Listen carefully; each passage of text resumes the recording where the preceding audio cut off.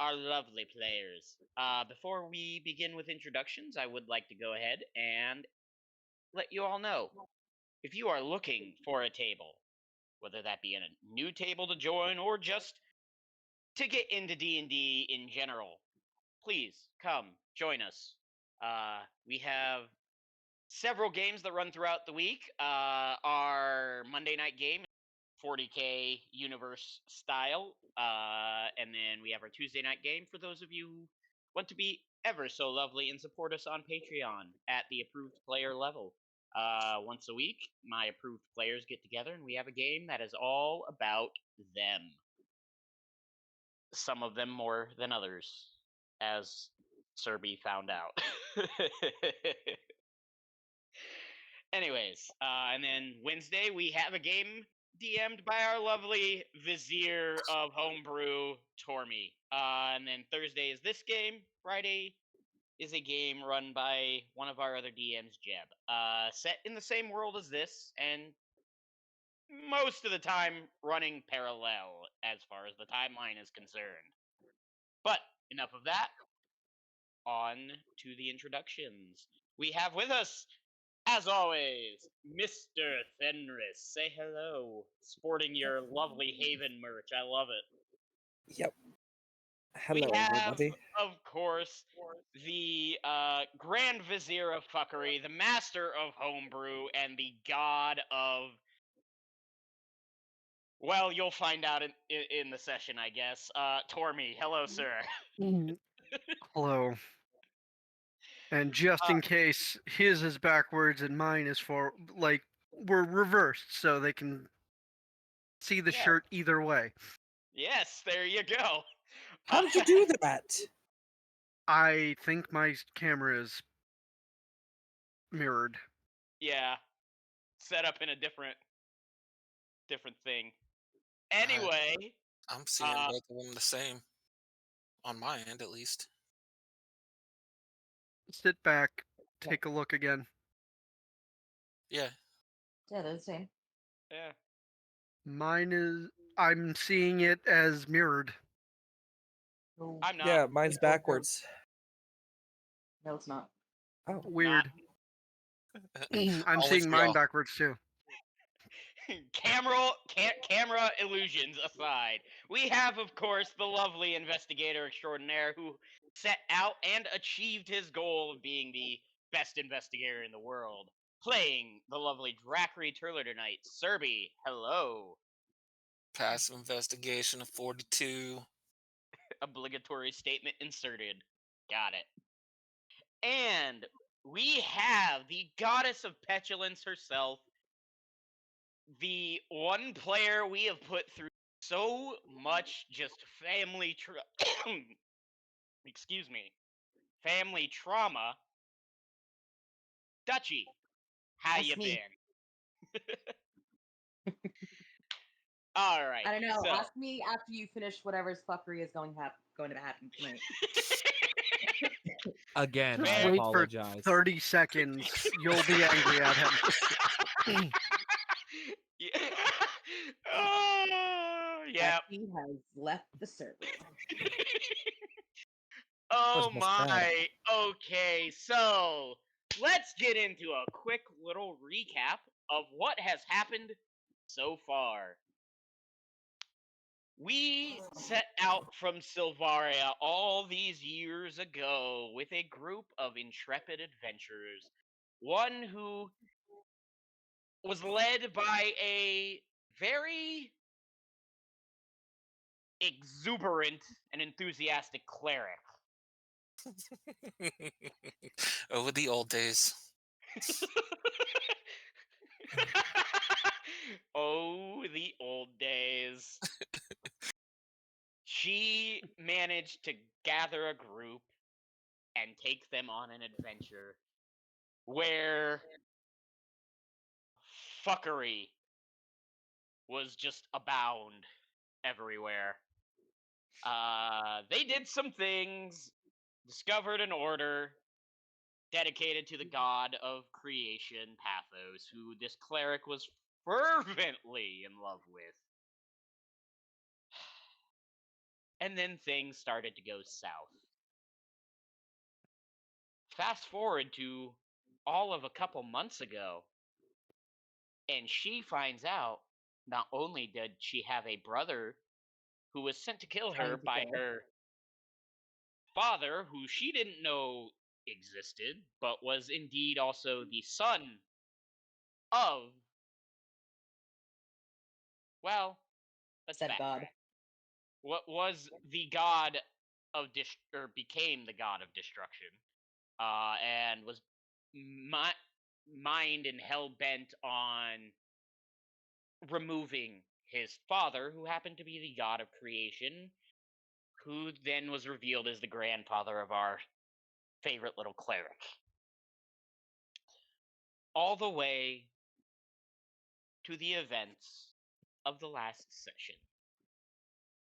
For those of you who were with us the session before, a challenge had been issued. A challenge known as the Blood Rite. A challenge between two gods where the losing god fades from existence and all their powers and domain go to the winner. The challenger? Istara, the other half of the god of creation, sealed away centuries and centuries ago. The challenge? AKA Psycho Pixie. Psycho wannabe pixie bitch. Yep. The challenged? The god of creation himself, Pathos.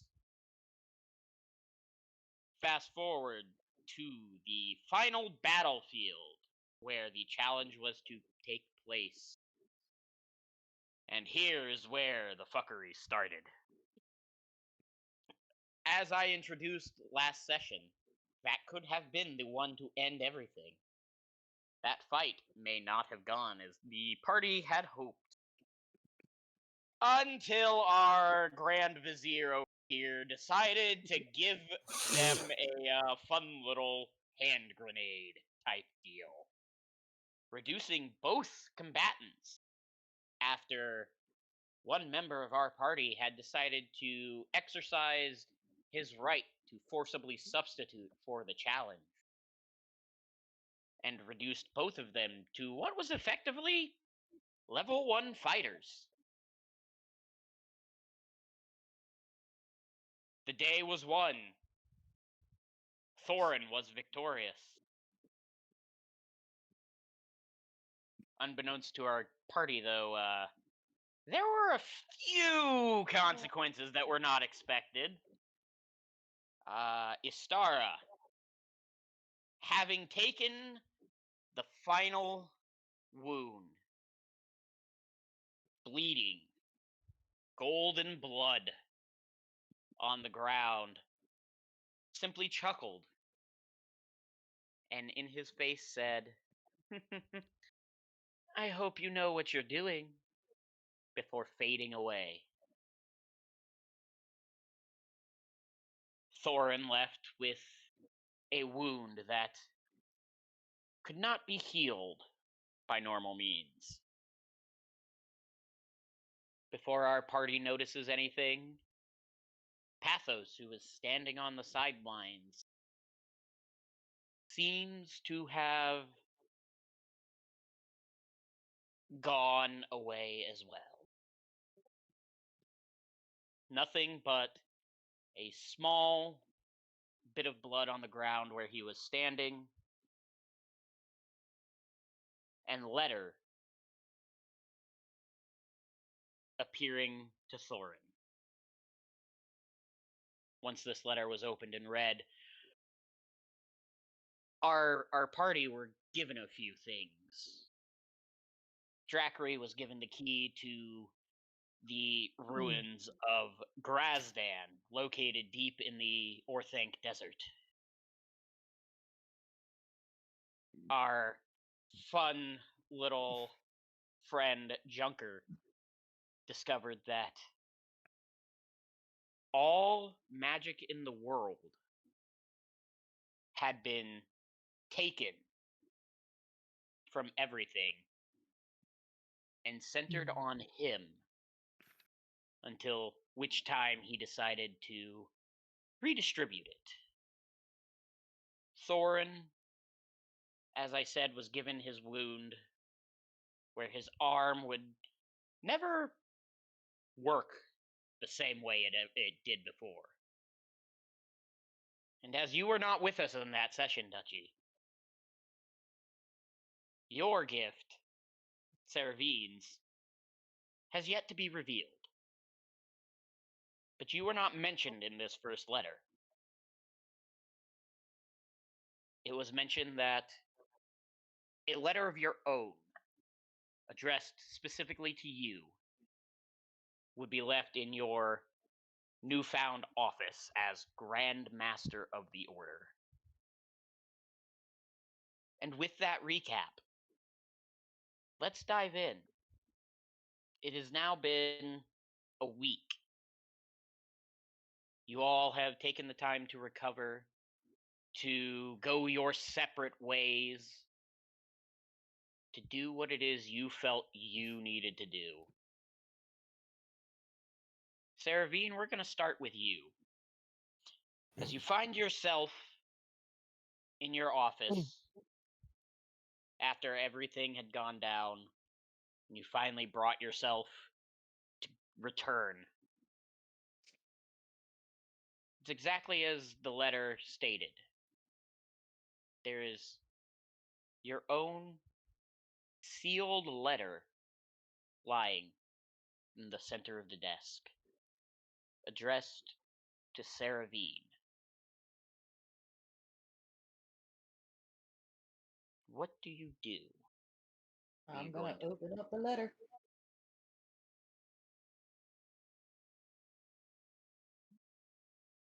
Okay. As you're opening the letter, a small key slips into your hand.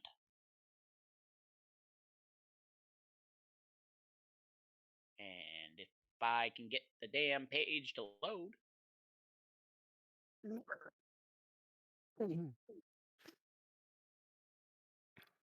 There we are. As you open the letter, in a handwriting that is unmistakably Pathos handwriting, it reads, "My dearest Sarah, first, I wish to You're breaking apologize up. for not telling you." Ah! Oh no! I got too quiet. There we go. Is that better? Yes. Okay. As you open the letter, a key falls out into your hand. And when you read it, it says, "My dearest Saravine, firstly, I wish to apologize for not telling you of your ancestry. I firmly believe that you have great things that you're going to accomplish. And now that you have seen the consequences of a blood rite, you and your companions have a choice to make. Do you continue down this path? Or do you leave this world to its devices and allow fate to guide it? Whatever your choice, I have the fullest confidence in your group." Attached to this letter is a small key that opens a small wooden box in my private study in my cabin. Inside is something that I believe may assist you on your journey. Be warned that it can be quite dangerous if not used correctly. Remember to keep your faith, and you will go far. I have faith in you, for you are descended from the gods themselves. Your aunt, and your uncle will always be here to guide you should you need it. simply reach out and they will help however they can. And then it is simply signed Pathos. Now, upon reading the contents of this letter and seeing the key in your hand, as the letter said, you have a choice. Do you continue down your path to help the world? Or do you leave it to its fate, whatever that may be? As you contemplate that question, we're going to go ahead and move over to Junker. What are you currently in the midst of doing? What has your week away from your companions look like? There was very likely tears, arguing, and excitement, and a very probably day or so long discussion about how the weave now works. And Because I See- am certain he wants to know everything. preceding day and a half of nothing but fooling around and shenanigans. Good God. Bow chicka wow wow. He doesn't have to repopulate his race anymore. It doesn't mean he can't enjoy it. Fair. Sorry. And then there was you're good. Then there was a period where he set about just reviewing what happened that day and what possibly still needs his attention. One thing that came to mind was an arm that will never work correctly again, and how to assist but not replace. Okay. So, for another day, he takes his time, doesn't play with time. He has worked alongside his friend long enough and taken enough measurements to know the length and bulk of his arm. And he builds a clockwork brace. Nothing magic about it. It's fully mechanical. It works off of his own joints. It supports it. It replaces the need for his muscles, but is still under his finite control. It may not be. He may never have the exact tactile dexterity that he had, but it will be a wonderful crutch, a tool for him to proceed through his life.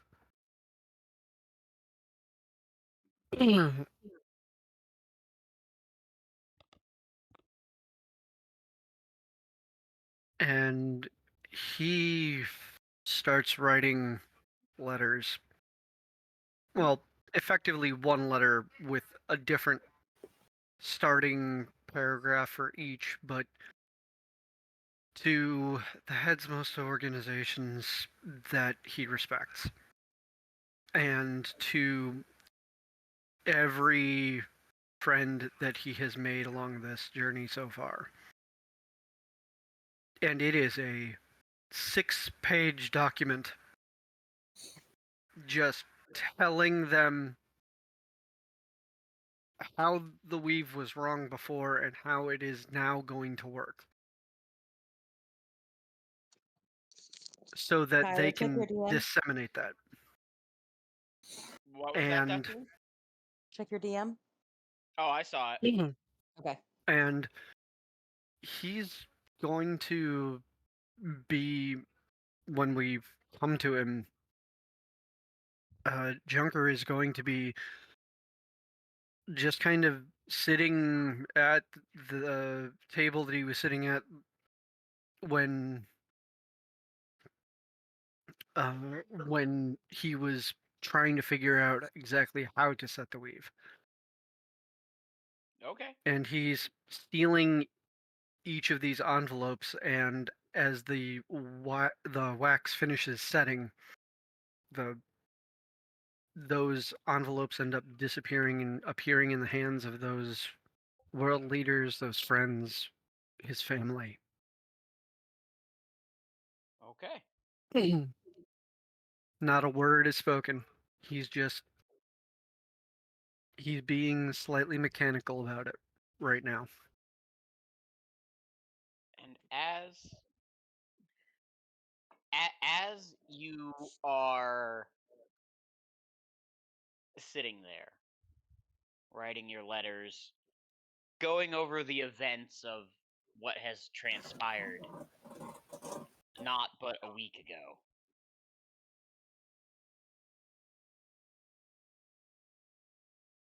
everything is swirling within your mind as far as here is how you are saying the weave is going to work from this point on. As its new guardian, as the weave itself, essentially. You still can see in your mind where everything you have put into motion conflicts with everything that was, and as things are rectifying themselves in the structure of reality,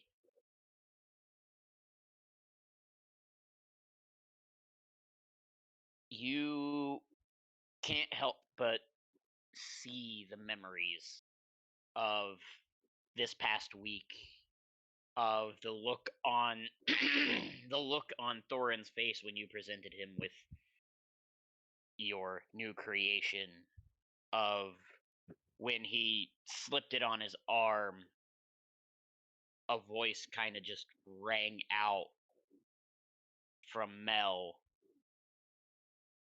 for all to hear that she had blessed this creation with her favor, of what you needed to put in these letters to not only convince but to assure the heads of these organizations that you were writing to of who you are and what it is that you are now. And then we'll move to Thorin. What have you been doing? Well, at first, given the fact that the mansion had reappeared in Araxos instead of its separate area like it had been, given that he hadn't, at the beginning of this week, hadn't received any gift yet, would have made a few changes to some things. His the chains that were given to them or to him at the beginning when everybody got the item that from the order that grew with them. His right arm's chain no longer sits around the wrist where it was before. It now is coiled up his arm and acting as a pseudo brace to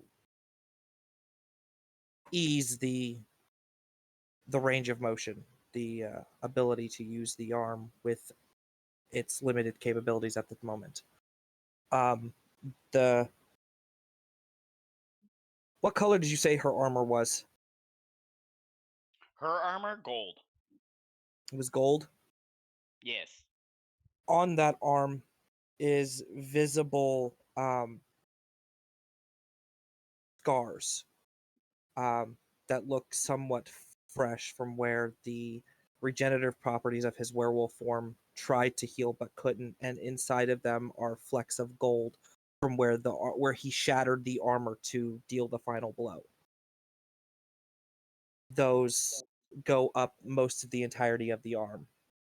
But he takes the first couple days and he makes a trip, seeing as Caro had his horse brought to the manor before they returned.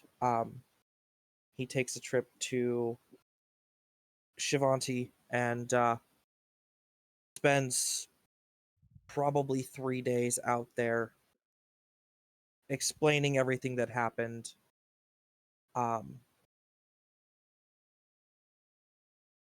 Apologizing a lot. But making sure that every party there knows the severity of what was going down and what had happened and the choices that they made based on what they were facing.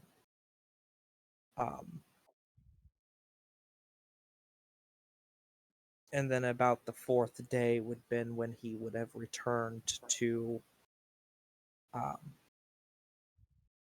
the Avarice Manor. And basically just spent the time from there getting adjusted to the new gift and contemplating what was next. Okay.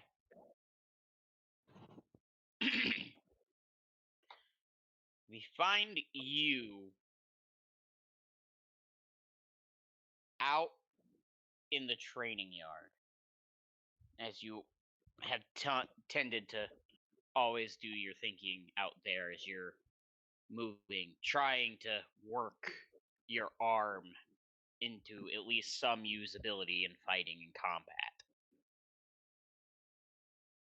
Contemplating what comes next, contemplating what has happened.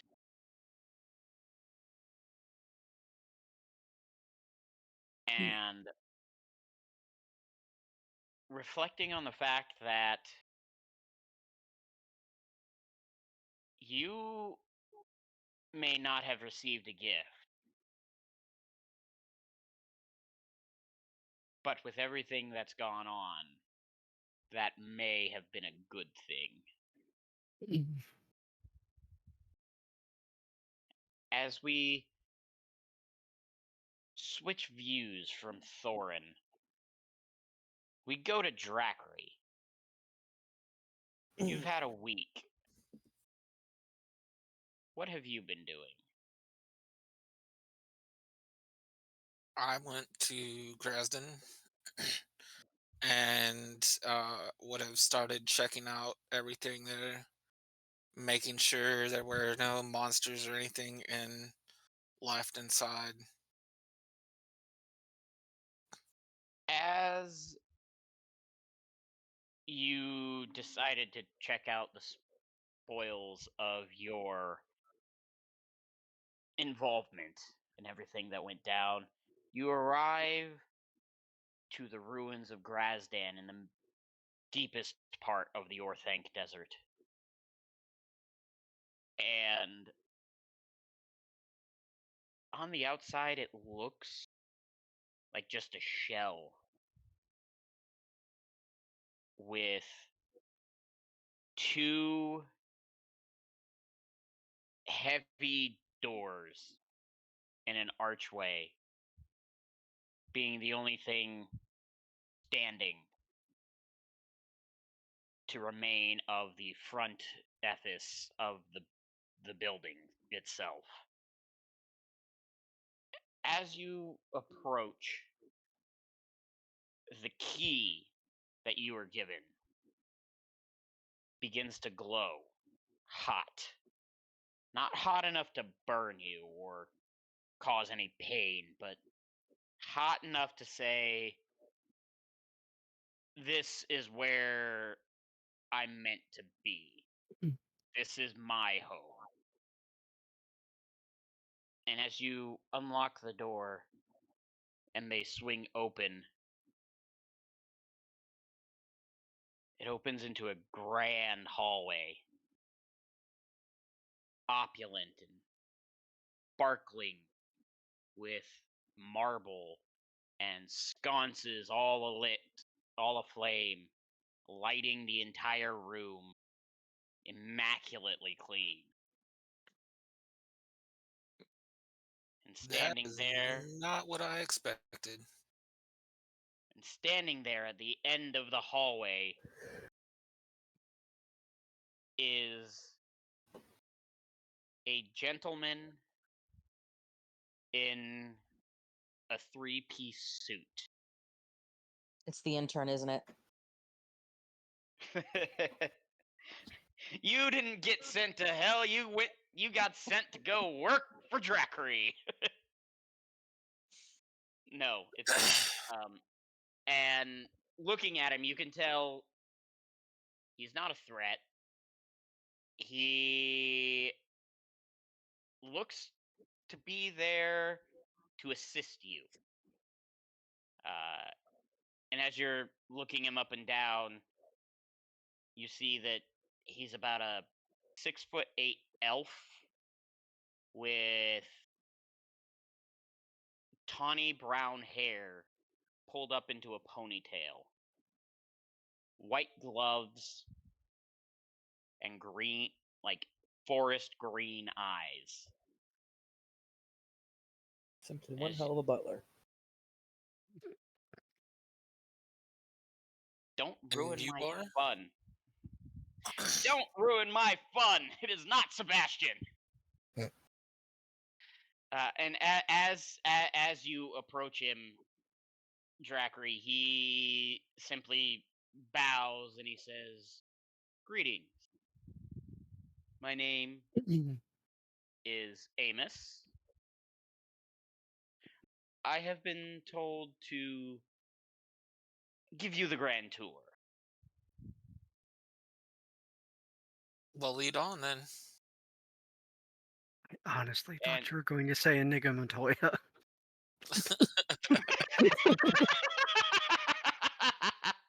Good lord. As you finish speaking, he simply nods and gestures his arm out in a this way motion as he leads you down one corridor. This is the first floor of your new abode, sir. On this floor, you will find your living quarters, study, personal library, and a breakfast nook. And he continues Sorlo to appears show at the corner of the room. you who. Sorlo appears at the corner of the room. And as he shows you through all these areas, he then takes you to a staircase that goes down, and then also goes up. He says, "Descending the stairs will take you to the lower levels, and ascending will take you to the upper levels, which include guest rooms, a dining hall, and the like, as well as the main library of the building. Which way would you like to go first?"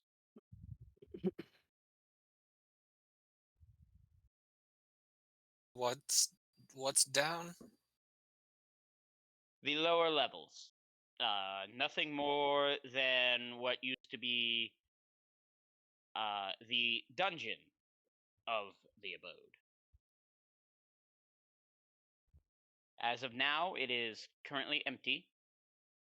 All monsters and creatures have been cleared out, all traps disarmed, and a report detailing which traps and how they work has been left in the private study for you to peruse at your own leisure.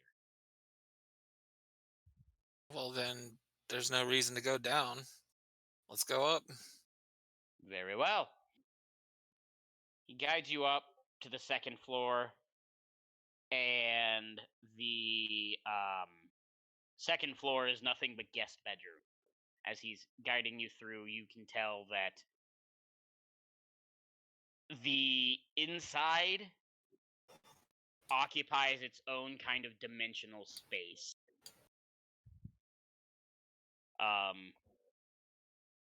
As you have been walking for quite a bit, and you've covered at least twice the length of the building from what it appears on the outside, and you're still walking and have not yet turned.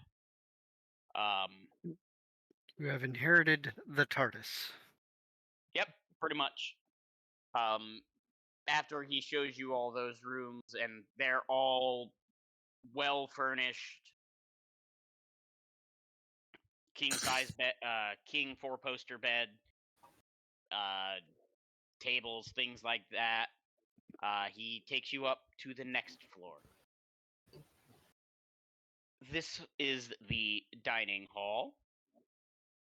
Many lavish parties were thrown here in times gone by. Well, hopefully with magic returning to the area, that can happen again at some point.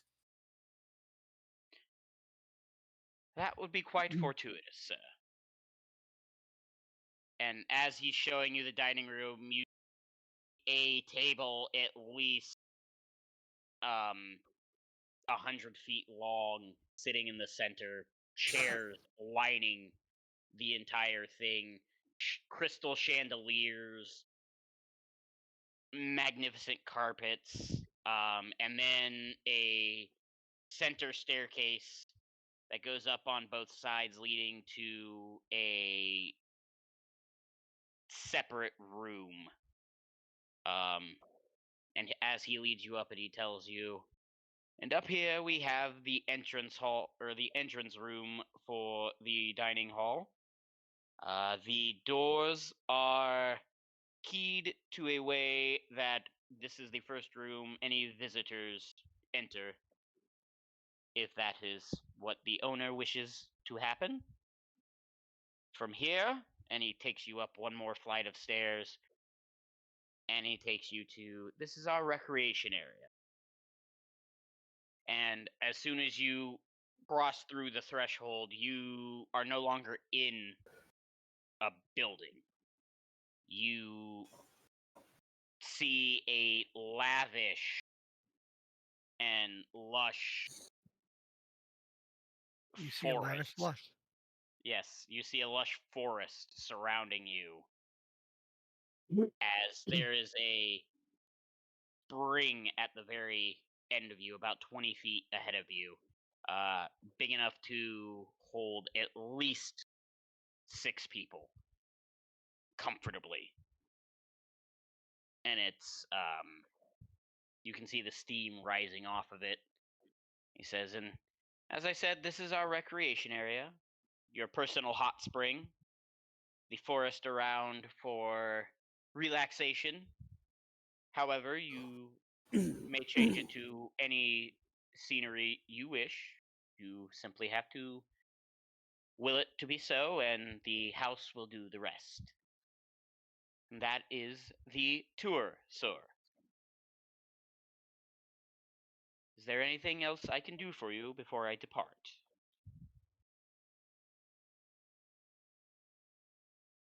No, think I'm good. He bows and he says, good evening, sir, and congratulations again on your new abode. And with that, he simply vanishes. Having seen everything, what are you doing?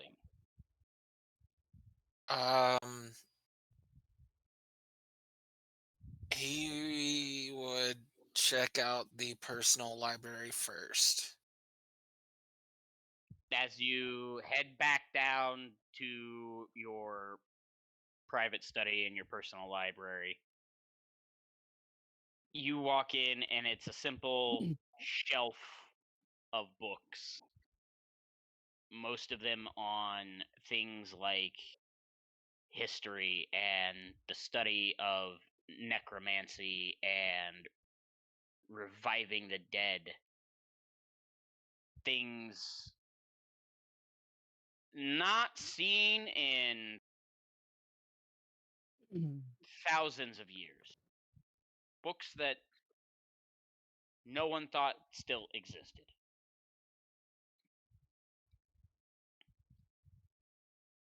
Okay. And then as you're walking in, there's also another table with a book laid out on it, already open. And as you look at it and read it, it's just a simple list of names, owners, and it lists all the names of everyone who's owned this building before you. And right above, or right at the bottom of the last page it was open to, is simply pathos. And then when you flip the page, a deed unfolds with Drackery Turler scrawled under title of ownership. I With will that, definitely pick that up. okay. With that, you have the deed to your new.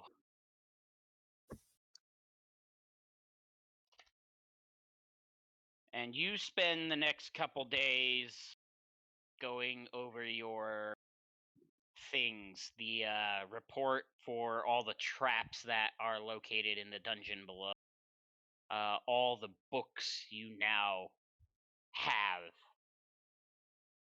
seemingly endless, because that's in fact what they are.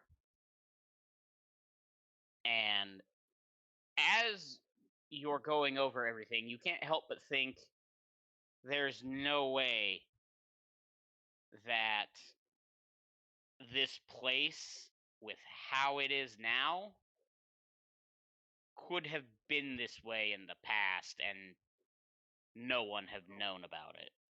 Wars not have been fought for it. And the only thing in your mind that would explain it is that it was specially prepared for you this way.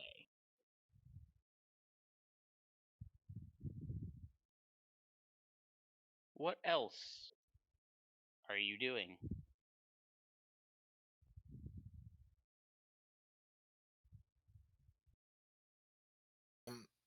I would go look in the main library. And again, you would walk in, and unlike the private library where there was only the single shelf, you just see row upon row upon row of shelves.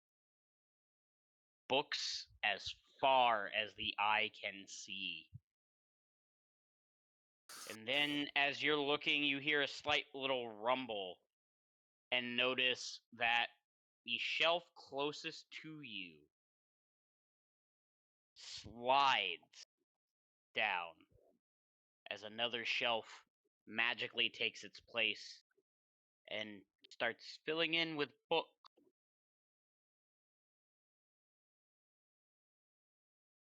And as this is happening, you remember something that was in the letter. Mm. That This library indeed contains every book ever written or that will be written. And now you see how that happened. Once one shelf is full, it makes room and a new one takes its place as books keep filling them up.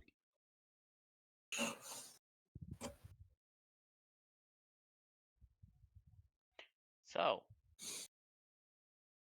we have that taken care of. At the end of the week, those of you who had decided to returned back to Everest Manor. You're together. You're in the dining hall. I turn it to you, my players, to interact with each other.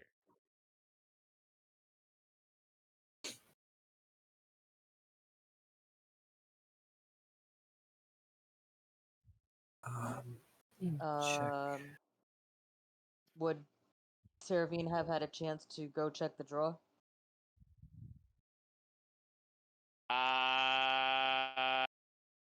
If you wanted to, or you could wait to talk it out with your friends and see if they wish to go with you, or if you had anything you wanted to talk to them about.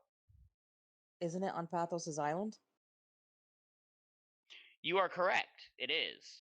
But it's So, in his cabin that has a door in your office.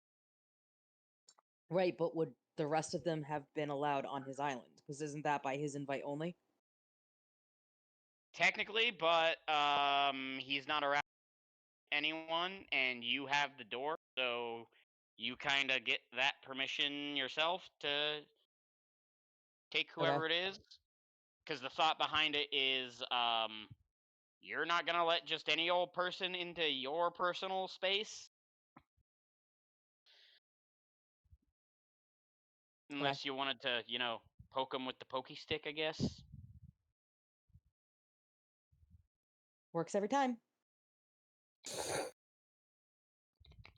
So yeah, it's your call. If that's what you want, then we will do that real quick. But I feel like I've been talking a lot, so I wanted to give you guys get involved.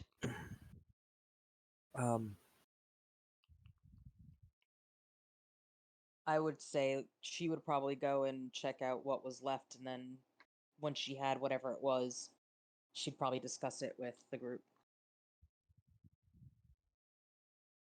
Okay, so we'll just say that you have the box. You went and got the box, but you haven't opened it yet, just for brevity's sake. Okay. What are you all up to? You're all around the dining table, hanging out like good friends. Thorin has just come in from outside, and after spending the last couple days getting a feel for the new brace, will approach Junker.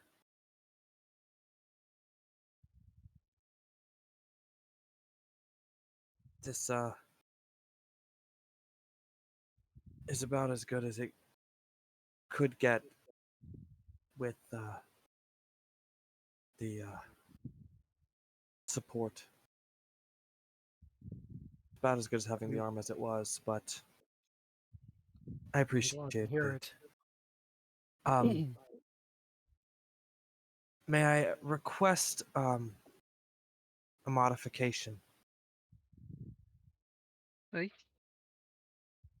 He pulls out a star's armor from his bag and sets it on the table. Do you think you could make defensive plate for the outer shell just to protect the inner workings with this?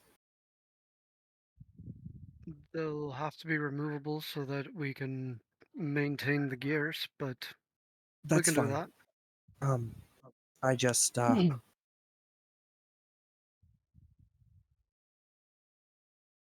feel like the arm is one thing, but I want the weight to be there as well. If that makes Understand. sense.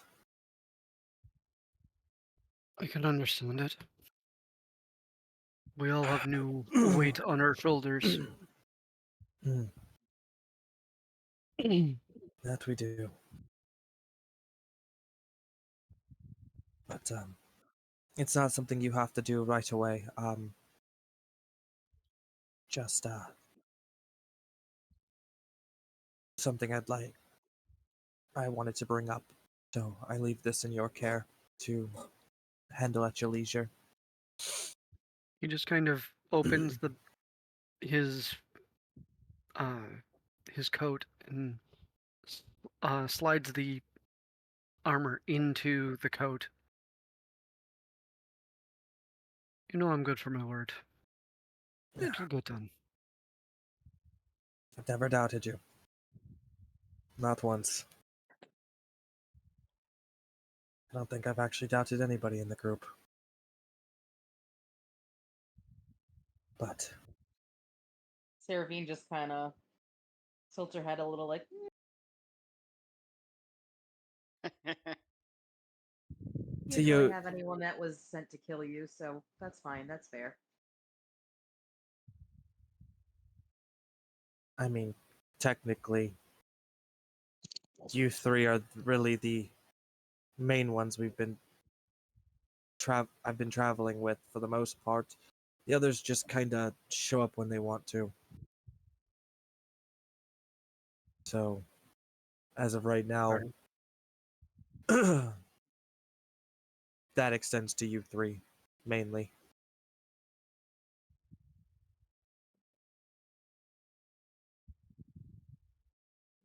She'll kind of toss the letter and the box on the table. Grandpa left me a present.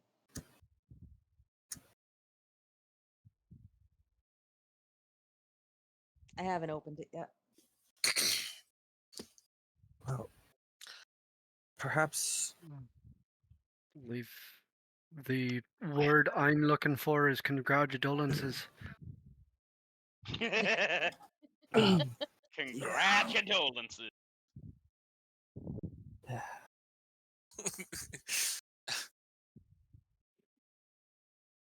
Well, every time I've gotten a surprise from my family, it's never been like, just a cupcake. So, Oh. Yeah.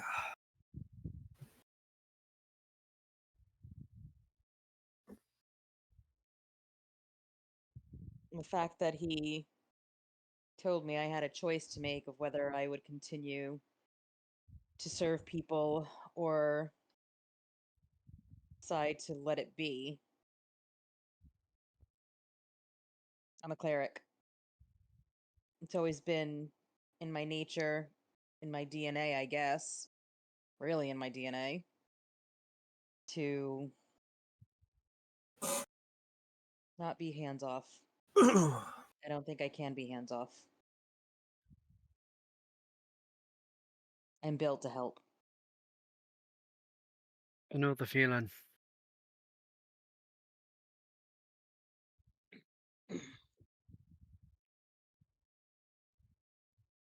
So now the question is, do I open the box? Because, family surprises. I All mean, honesty, I don't think it's a question of if. I think it's a question of when. You're too curious a person. All of us are. Junker. This is true. Yep. At the mention of the box, with as in tune with magic as you are, Your detect magic is immediately telling you there's something in that box that's very powerful.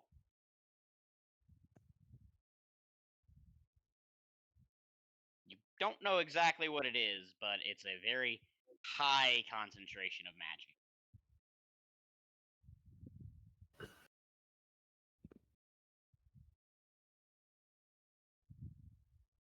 Don't know what it is, but I know it's potent.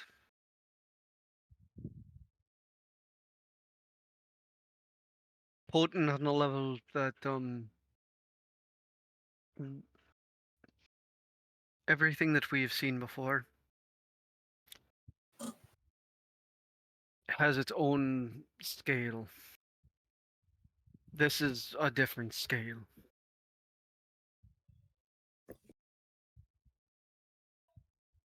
Like our divine weapons, or Don't know. more Could potent? it could be more?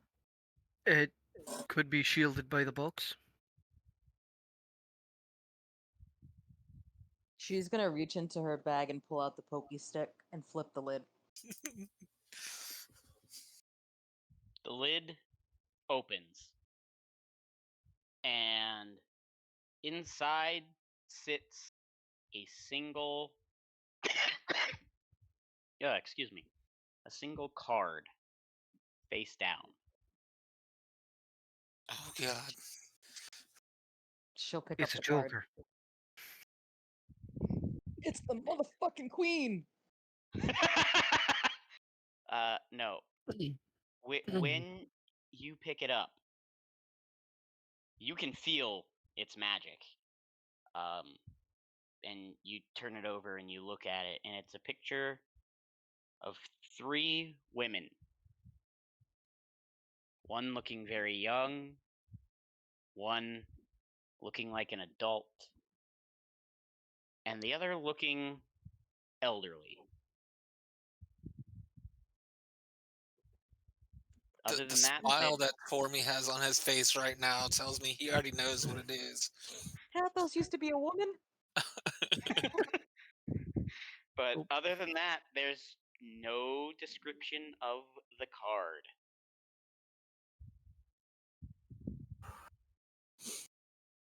Would she recognize any of the women?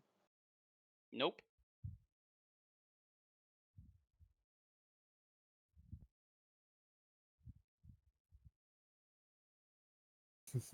She's gonna flip it After over. after she's looked at it, does it still have magic in it? Yeah.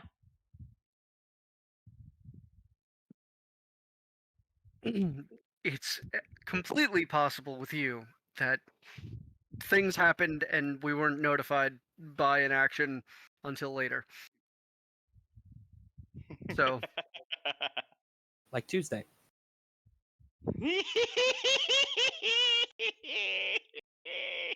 Tuesday was fun, my dude. Yeah, it was. so you I flip also it back love that- over. She is going to flip the card over, see if there's anything in the bag, flip it over like a couple of times, like what am I missing type of thing. And then she'll look at Junker and you think your soon to be future be at some point be baby mama might know these people? I take a very pointed look with Arcana. Okay. Is this the thing that I think it is? Might be. What do you think it Yeah. is?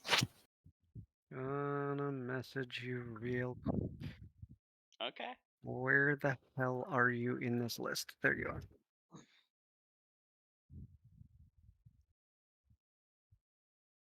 I'm pretty sure Fenris has figured out what it is too. Oh, I know what the fuck it is.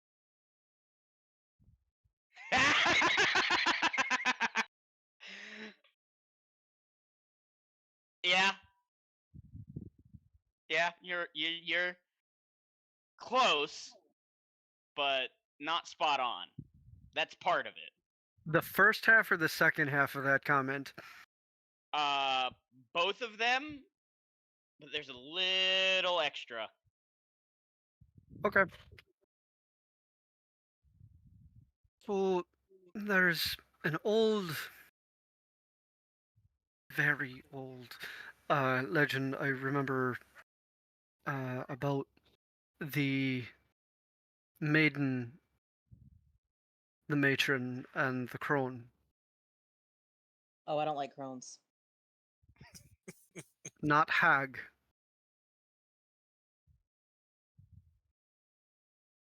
Think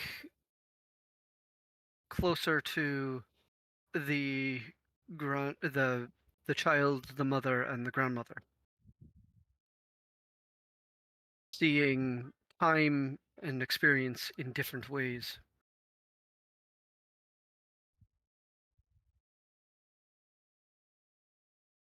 They're in many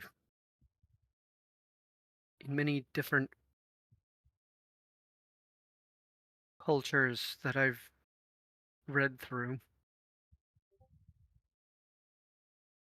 The fates, the furies, I love you, Dutchie. She's already in the air ducts.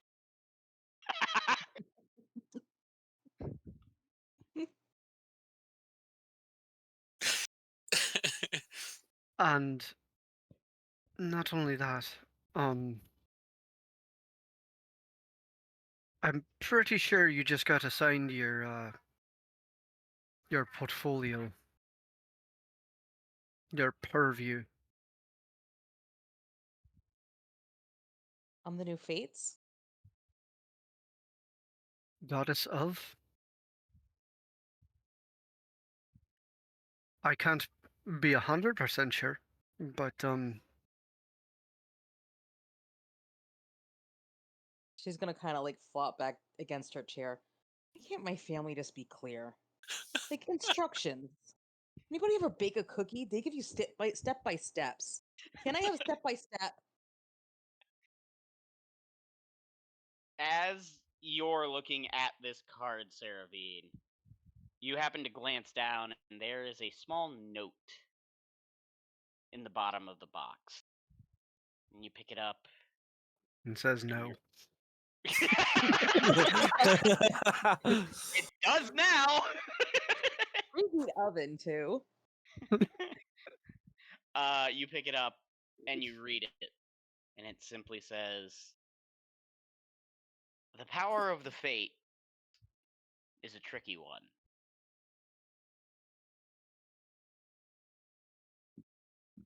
You can undo anything you'd like and spin it anew.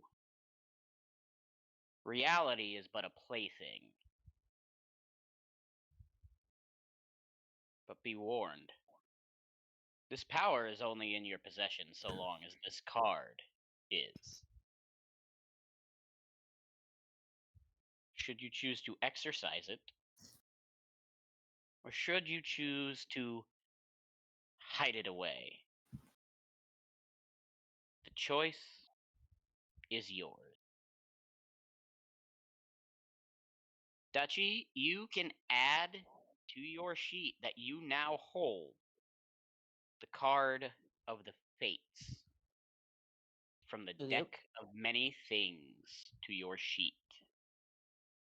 I was gonna say, did you play with her deck? I have. I did that Tuesday too. Yeah, I was the first victim.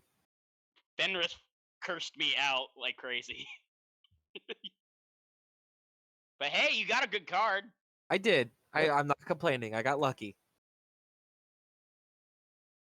It would be really great if D&D Beyond actually would open back up because it's just spinny. Oh, lovely. But yeah, so you have been given the card Fates. It is a one-time use, and its description reads as such: Reality's fabric unravels and spins anew, allowing you to avoid or erase one event as if it never happened. You can use your card's magic as soon as you or at any other time before you die. So it is not in D&D Beyond, so should I just put it into my Yeah, just throw it in your notes because you wouldn't be able to or find it add as a custom single item? card, I don't believe. Yeah, that'll work. You would have it would require you to see the entire deck. That is the unfortunate part of having a single card from that deck. Correct. One-time use, Yep. undo one thing that has happened. Yep. Okay. No better to test your ability at your purview than to give you one shot at full power.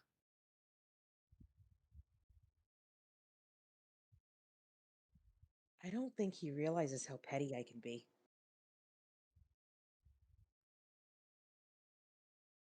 I don't think you realize I'm giving you the opportunity to correct something that happened that shouldn't have happened, but it did. Well, also remember I haven't gotten a full You recap of know, what happens. AKA someone cast mending. I was wondering if you were. You cut out there. If you I were was. going to say something like that. Yeah. Yeah, but there's no need to fix that now because isn't she out of the picture and done away with?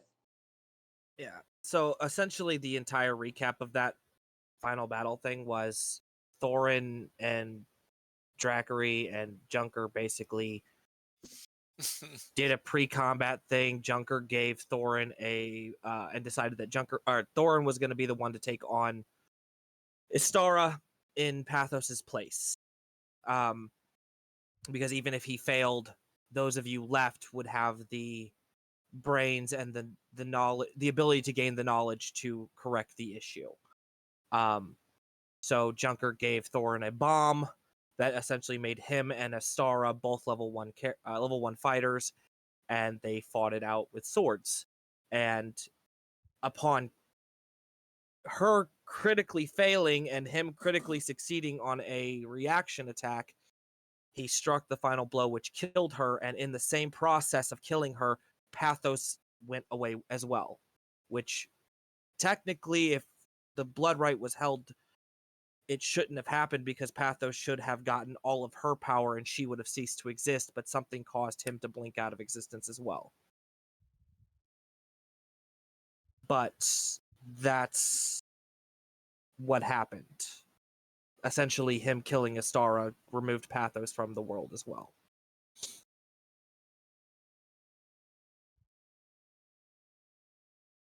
So, Which is why the letter was given in a manner of like final goodbyes type thing.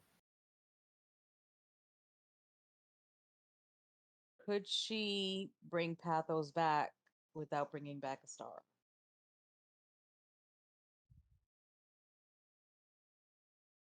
I mean, possibly.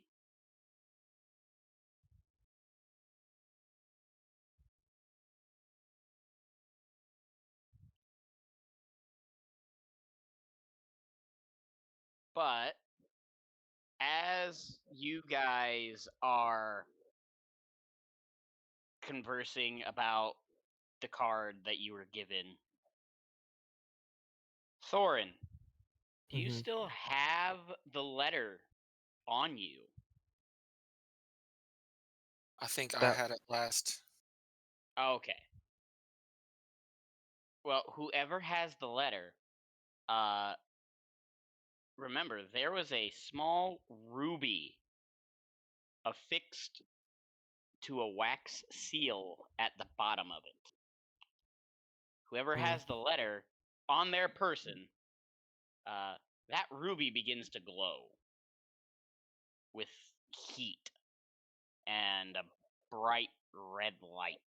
Well, red, obviously, it's a ruby, but it begins to give off a bright light. Jackery will pull it out and drop it on the table.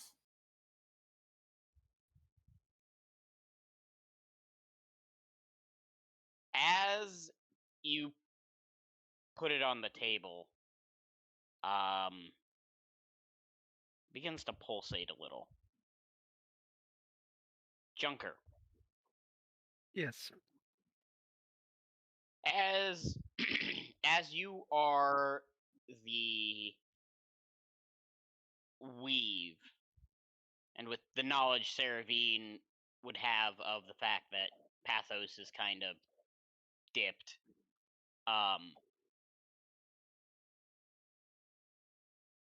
this ruby gives off a very similar feel to the same magic that comes from the divine artifact, which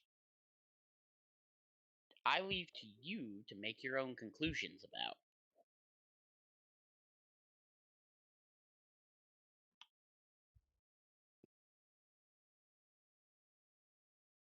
I look from the ruby to everybody here and lick my finger, touch the ruby, and cast Legend Lore.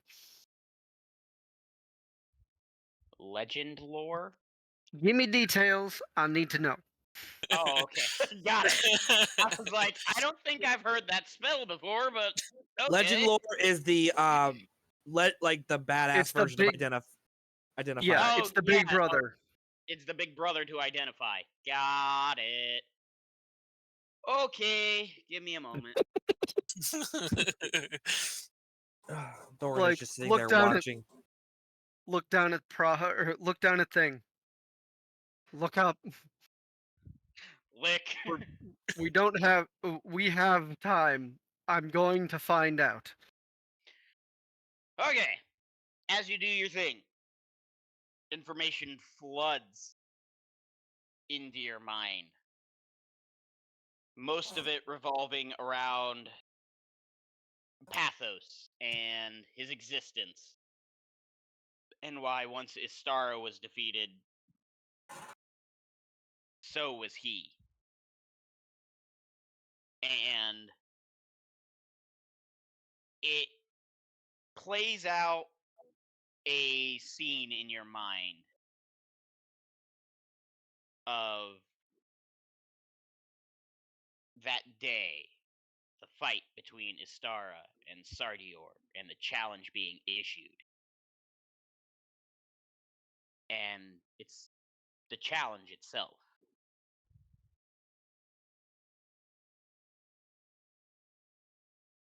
You separated us. You locked me away. When I only wanted to stop her from rampaging, and I knew you wouldn't be able to bear the responsibility of sending your son to his doom. You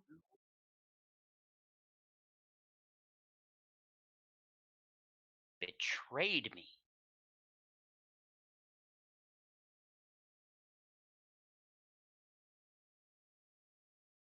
And for that, by the ancient laws that we set forth, I challenge you for the right to rule.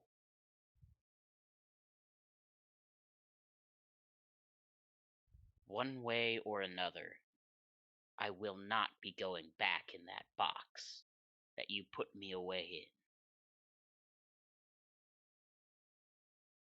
in. And the scene fades to Pathos as he simply looks at her and he says, I betrayed you, You took my son from me. I split us apart because you are everything I did not want in this world. You embodied the very thing I was fighting to remove. I will accept your challenge. But no, when this is over, we're both going to regret that you issued it. And then it flashes forward a little bit, and Pathos's thoughts enter your mind as he knew what she was doing. He knew what she wanted, and he was going to give it to her for a time. For though she knew the laws as well as there was one fundamental rule, one fundamental piece of reality that he kept hidden, that a god who willingly gives themselves to the blood right, a god who willingly lets themselves be defeated, their consciousness does not fade, but is planted and eventually takes over.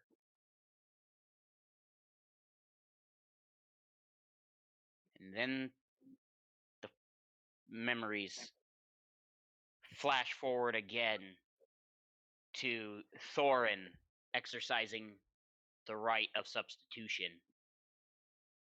And as you see Pathos and Thorin exchanging places, and Pathos walking beside him himself, you know what you're doing.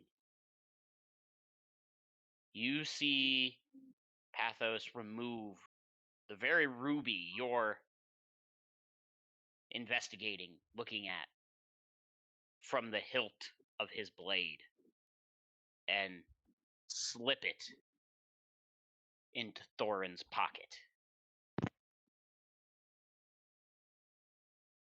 And again, more thoughts of a backup plan, contingency, if you will.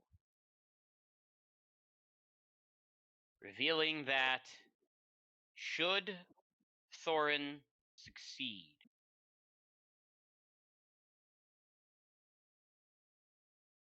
he knew he would go as well. And this ruby is him, his consciousness, his spark, sealed into a capsule and saved in case he should need to come back. But at the same time, accepting of his fate should it not happen. And then, whoosh, you're snapped back into real time as the ruby stops glowing and goes cold once more.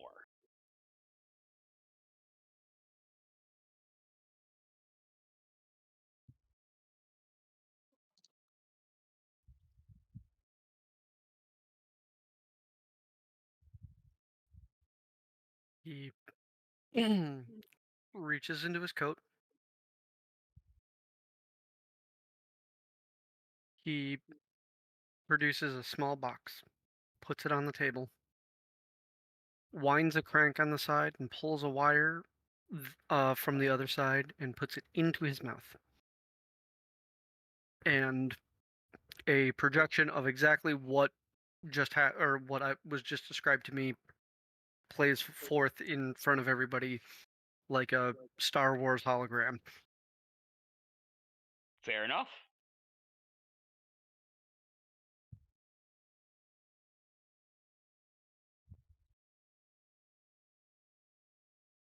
And when it's How done, he stops cranking, takes that down, and puts the thing away.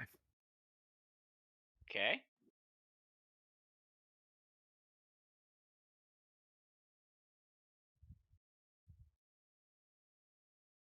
Awfully quiet over there, Thorin.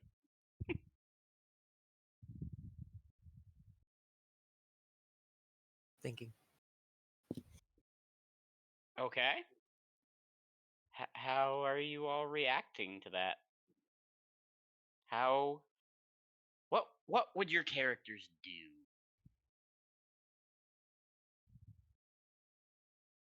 Seraphine staring at the ruby.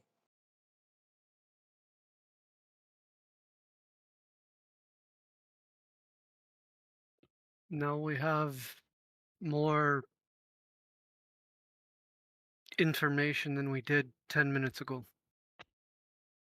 It's and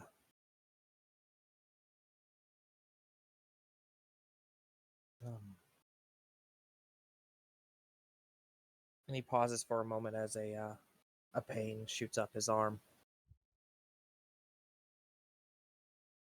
I'm glad he at least had a backup plan.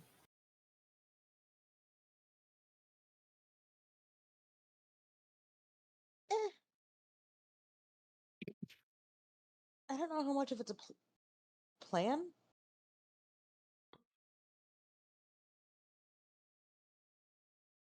Well, I mean, seeing as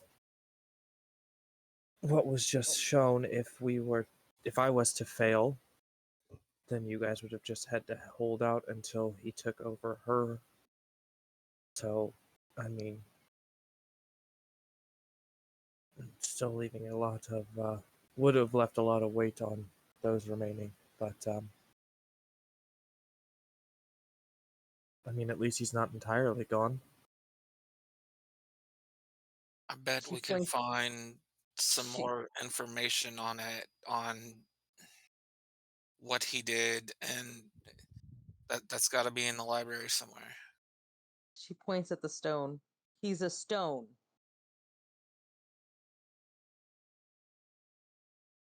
Yes, but an event caused that to happen.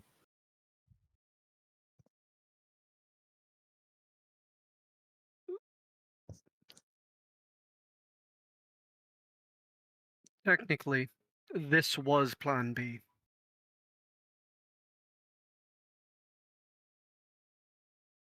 So where is Because he? we weren't privy to Plan A.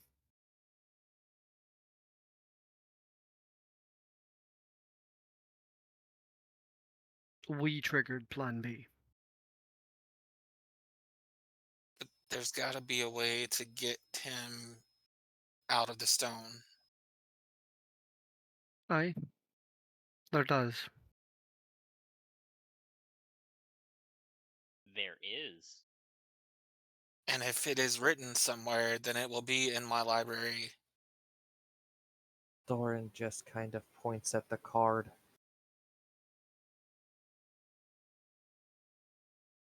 She looks back at him. I want to use the card. What I don't want to have happen is I bring him and her back because of the card. Things of that nature, that Flip power. the fate of the fight. We don't intercede. Or you can reverse the. A lot of times it's all about wording and intent. Don't change the entire outcome of the event, change the portion of the event that caused him to vanish with her, so that she is the only one that vanishes.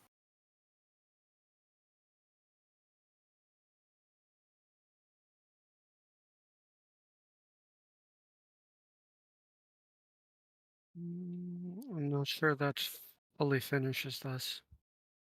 I'm not sure it fully fixes it.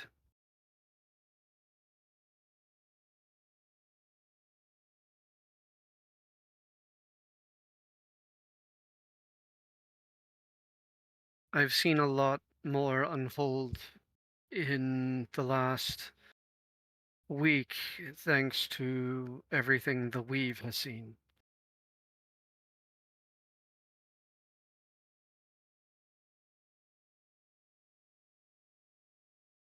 He's been mourning those events since the separation started.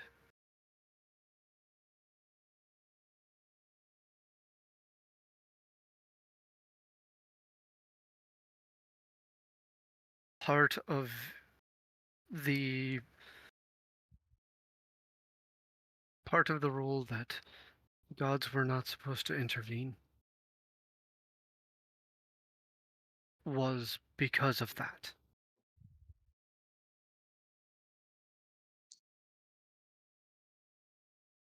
I'm fairly certain that not a single one of us has seen a god of any potence, let alone that potence, with full-on depression.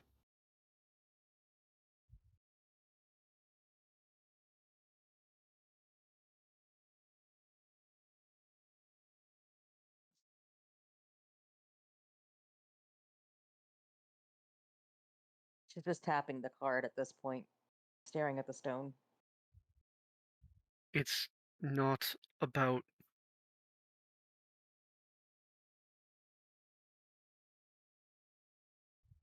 there was a problem created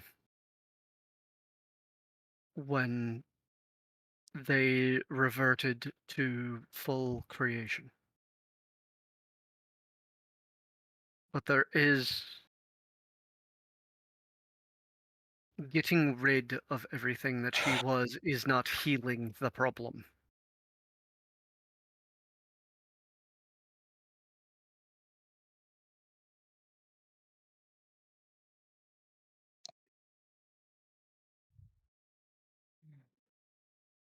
Son of a bitch. What?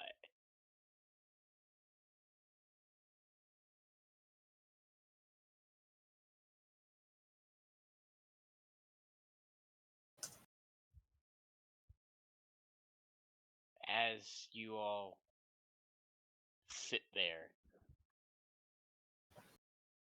and you think about what to do,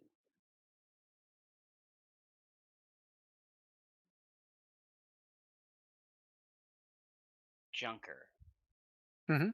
a thought occurs to you. My toast is burning. A thought occurs to you that getting rid of everything she was may not fully fix the problem, but it's stopped it for the moment. Perhaps bringing him back isn't a good idea, as a little whisper plays in the back of your mind.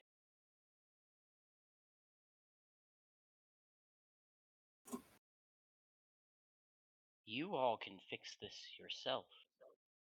You, especially. You are the weave. You are magic.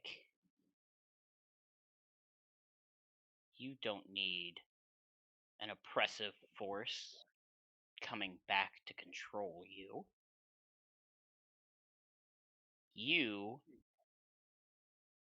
can control it all now. Nothing stands in your way. And I need a wisdom save from you. Don't do it. Tormy, Quick, someone Yep. cast Minion. you are Possessed. Is this a spell or magical effect? I mean, it is a magical effect, but it's not anything you guys are. No, that's fine. He's still within my aura because he's within my range. He gets advantage on the roll. Oh. Fair enough, I'll allow it. But yeah, no, because this is him. This is him, his magic, whispering in his ear. Remember, he's still technically mortal, so. Oh, that's fine. I'm just saying because of my 10-foot radius aura and me being next to him, as that's where I had positioned myself when I gave him the armor. Right. My axe, which I currently have attuned to me, automatically gives me and my allies within 10 feet of me advantage on any saving throws against spells or magical effects Right. Fair. because I I'm have also Holy Avenger. I'm also looking at the bit that I've got on me and attuned and making sure what does what that affects this roll.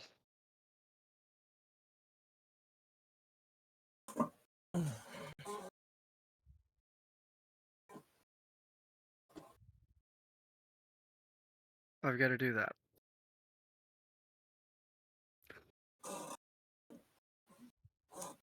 I love it. It's stupid. I love it. I forgot to roll for my my D8 for the day. Oh, nice.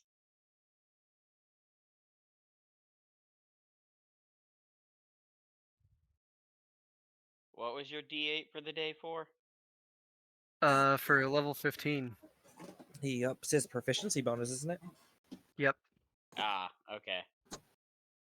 So you wanted a wisdom? Wisdom save, yes, sir. Okay. Had advantage. I'm rolling with advantage. That is a 45. Good God. Good God.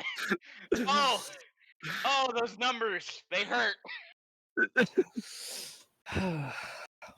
As this thought whispers in the back of your mind, you're able to quash it down with some bit of effort. And just push it to the back. But it's still there, lingering. Lock that bitch back in its cage. Just turn it off like a light switch. Just go click. Do you know that musical? Yes. I love you.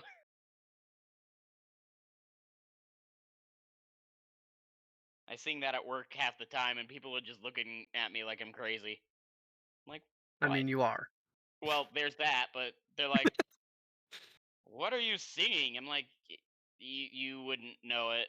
They're like, no, it's the words we're concerned about. It's from Trey Parker and Matt Stone. What do you think? Anyways,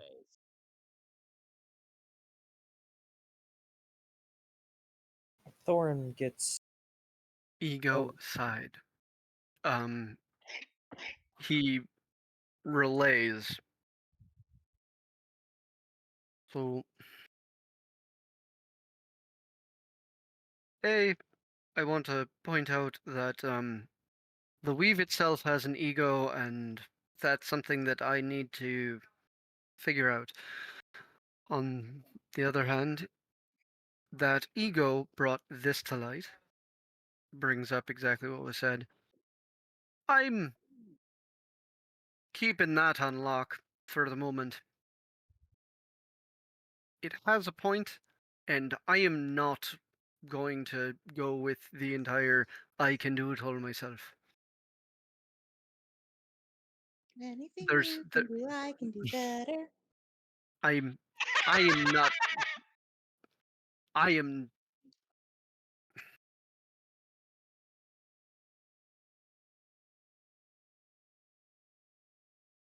I may have a more balanced view of things, but I am not egomaniacal enough to believe that I can do everything myself. You know, I can understand the thought behind the issues that would come with altering things and bringing him back. Not sure if it would bring him back entirely as he was before. But we did come across something towards the beginning of our journey that could potentially just bring him back, maybe without the power. I don't know. It's a thought. You've been working on replicating it. Aye. Perhaps with your newfound knowledge, you could replicate it easier and also make it to where there's a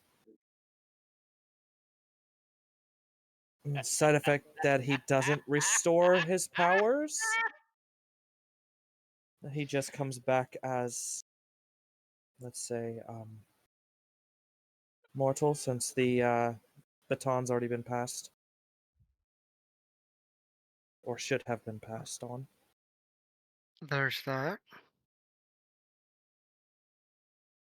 What are you laughing for over there, Tyler? Just you guys and your constant coming up with things that I did not think of in the beginning, and I'm loving it. That's what But that look was for earlier. I was like, oh, fuck, wait a minute. yeah,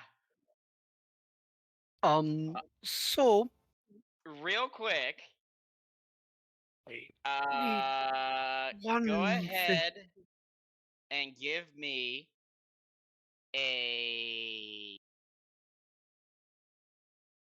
history check, Junker. Can I assist? Sure. And while you're at it, I need an arcana from.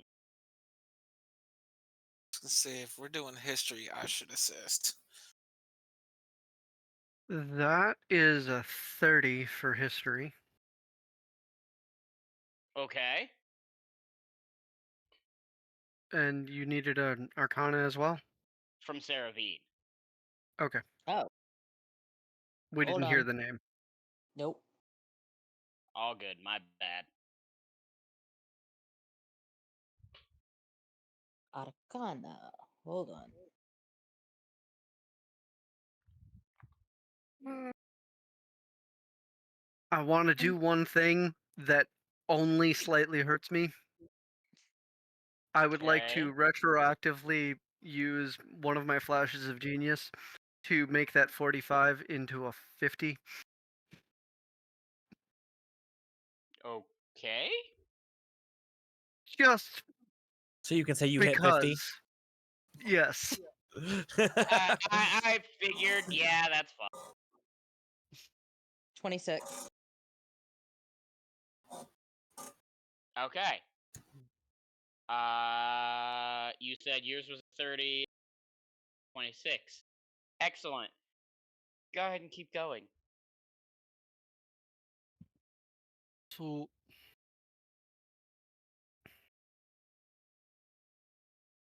Trickery. There has to be a record at some point when the last ingredient that I'm aware of went extinct. It would be in the library at Gradsden. Exactly my thought. If we can find out when, magic has always existed. I can pull from the moment just before they went fully extinct. Not changing time. repeat that for me? If we can find out approximately when the last ingredient that I don't have for those went extinct, we can find Okay. out where it was and pull it from the moments before it got wiped out. Okay. I wanted to make sure I heard you correctly because my brain or my ears heard what you said, but my brain went, he's talking about the weave board. And I went, boom. Nope. Nope. Okay. Fair. I will need you to send me a list of the already have. You never sent me the ingredient list, and you told me that I only needed one thing left, and I could not find it. I do apologize. I could have sworn I did. Um, We can hand wave and do as needed. yeah, of course. Didn't I send you that thing that Moto gave you? Yes, I did. Okay, Yes. okay, so Never trust what Moto gives you. um There's a difference between trusting and accepting.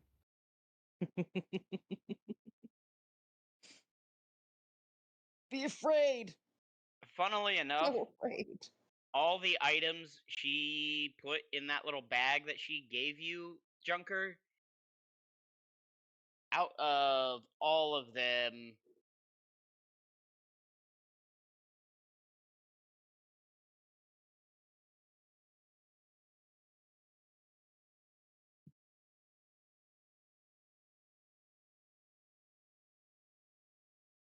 yeah, you're only missing the one. Yeah. So you've got the three red lotus, or you've got the red lotuses.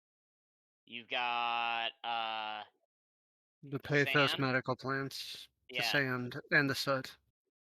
No, you don't need the soot. It is The crystals. no. It is the lotuses, the sand, the medicinal plants, and then the fresh water from the island ipso facto Mel's Kitchen type deal. I have those four. I know you need one more. I meant to say out of the four, Yeah. you needed the fifth. Okay, yeah. Okay. Sorry for the little interruption, everyone watching. We're back. Let's go.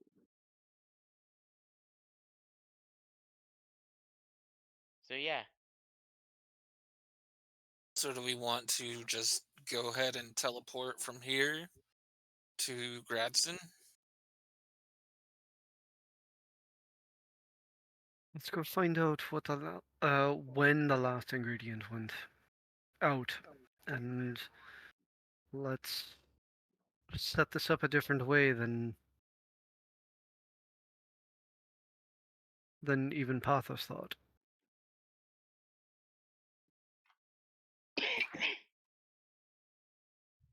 Are you all in agreement? Yep. Okay. You guys head back to Grazdan.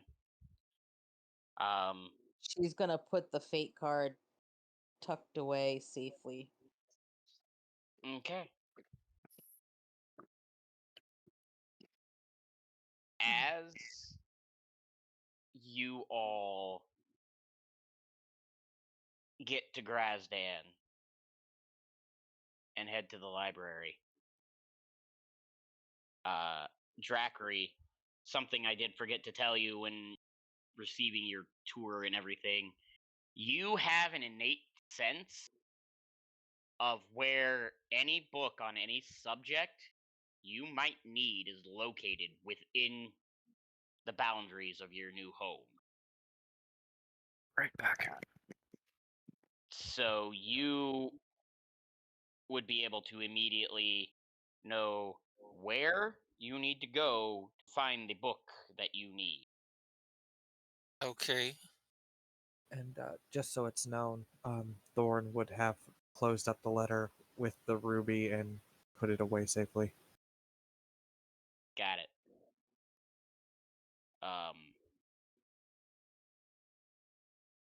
So as you guys get there and get the book you need,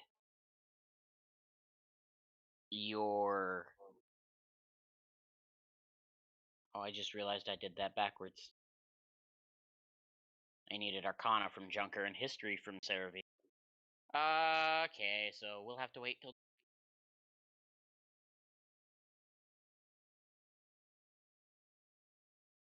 I mean, I'm pretty happy with our rolls.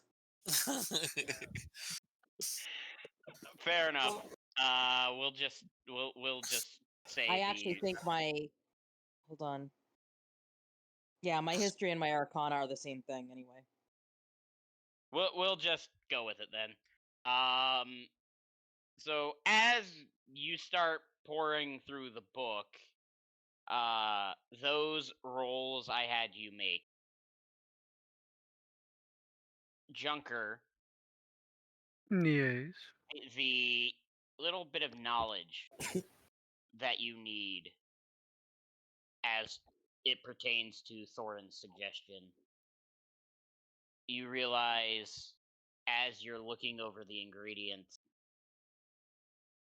not only is the last ingredient not extinct, there's just only one source of it in existence. You also realize using this potion to bring him back as just a mortal would not work, as his spark still exists.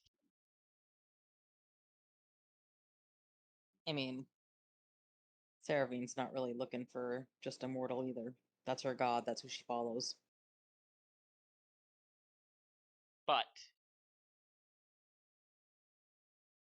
Seravine, once you figure out what the last ingredient of the potion that is needed is, you know, because of your role and the fact that you spent a fair bit of time with it, so as is, your staff is the last source of the ingredient in existence. As you're reading through the list, it's made of lotus, sand blessed by a god traversing over it, plants that can only be found in the island of creation, along with water from that island, and wood from the tree of light. Wood, or a tree that is no longer in existence. A tree that had a staff made from it. Blessed by the divine and given to the first sorcerer to ever work for the gods. A staff that is now passed on to Seravine.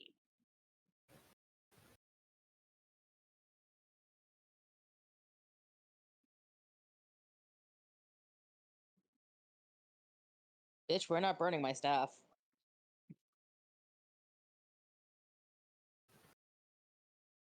Seravine, with your role, you are also aware that the Tree of Light had special properties. The only way to completely erase it from existence was to completely destroy it. However, as your staff still exists, you could bring it back.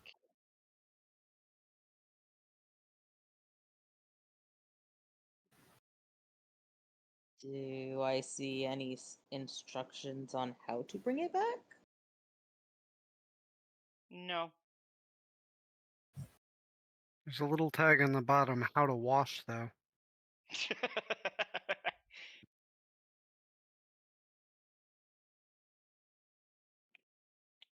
Let me see.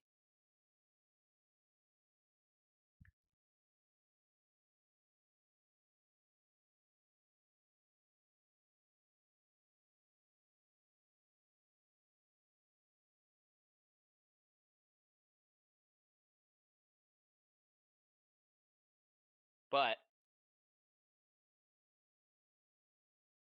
you do realize that you have several means to do so. After all, you are a druid. Cleric. No, she's not. Cleric. No! Shit, you're right. I was thinking of fucking Lily. That's why I'm like, Well, you You know you know still have somebody. several means. Yeah, you know somebody.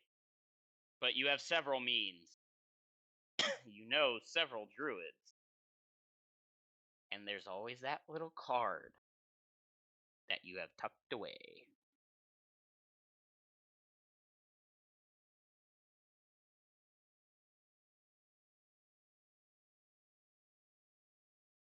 Does the book have the previous location of the tree?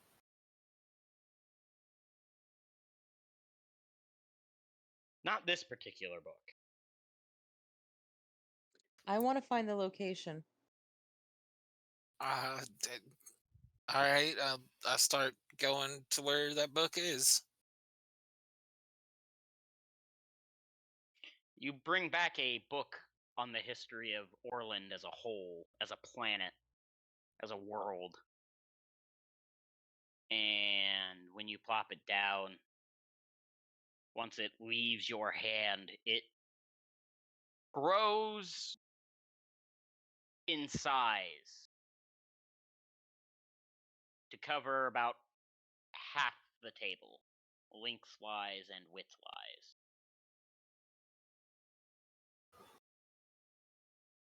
You open it, and it gives every minute detail. Page 374. Awesome. Turn to page 394. And as you open it, seeming to sense your intent and what you're looking for, it automatically turns to the page you need. And it lists that the original location of the Tree of Light was a small outcropping located on the island of creation itself. She's gonna point to the page. Let's go there. Do we know when it. Do we know when it stopped existing there? Right around the time Tiamat first rose up. So about 2,000 some years ago.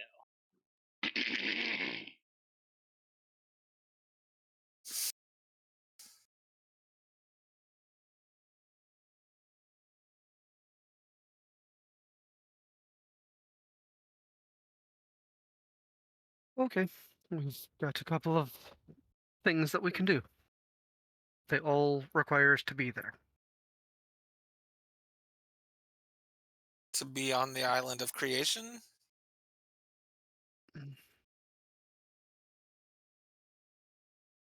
All right. Start going for the maps.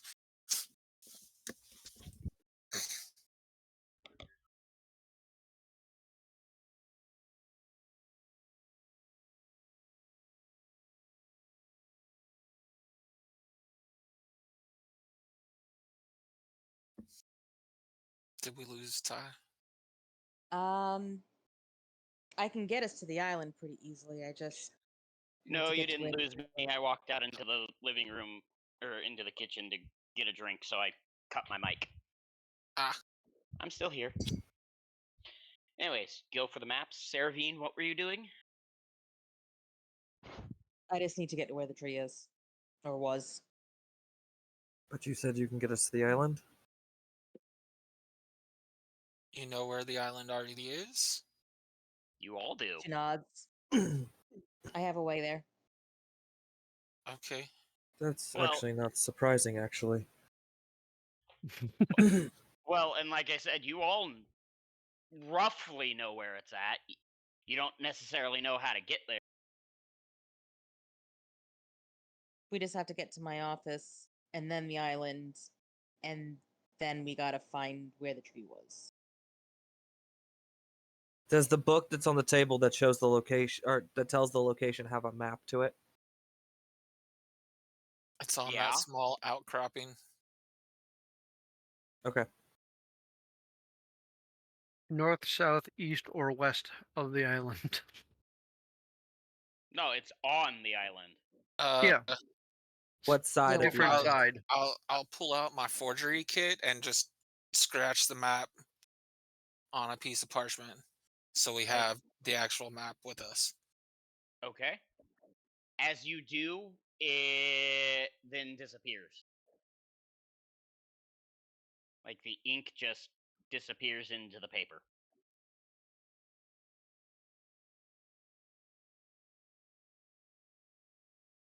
I don't think Grandpa liked people mapping his home. That's fine. We don't have to we don't have to map it. Thorin looks over the map and gets a general understanding for where the outcropping is at. And given his experience, he can Oh, very confidently thank you. Huh? Thank you for what? Going to Loving look, him. going to very intensely study the map. I forgot what happened when we leveled up. Fair I know enough. Yeah. that's a keen mind. Ah, there you go. So now both of us know the map. Yep. So, here's the thing. As you're studying it and trying to commit it to memory, you just can't. Okay. The island itself is so heavily warded that you can memorize general direction and general location, but the specifics just don't seem to stick. Would that be the case with Pathos just a gem? Considering the wards weren't just powered by him, yes. Okay. They were powered by Rain and Mel as well. Just checking. Yeah, you're good. And an imaginary cotton ball. And the imaginary cotton ball, yes. And Charles, don't Yeah. forget Charles. Actually, that's fine. We can handle this. So, you all are ready to go then? We have to head back to the manor, and then from there we can head to Seravine's Yep. office. Okay. So, for brevity's sake, all of this happens. You are now at Seravine's office. The door is closed to where the door to where you're wanting to go is closed. As you pull out your key and unlock it, Seravine, you open up to the inside of a cozy little cottage. And there, Sitting in a chair is Sardior, a drink in his hand as he somewhat stares off into the distance. When he She'll get a smile on notices her face. when he notices you've all kind of just walked in, he looks up with a tad bit of confusion. He goes, "Oh, hello all. Hey, Big I Red. trust I trust Big Red? Yep. Yep. Okay. But he just looks at you and he goes, I trust you are all doing well." Hey, you're smart. And my favorite uncle. And yeah, if maybe you could guide me to where a real special tree used to be. He gets a look on his face and tilts his head a bit. And which tree are you?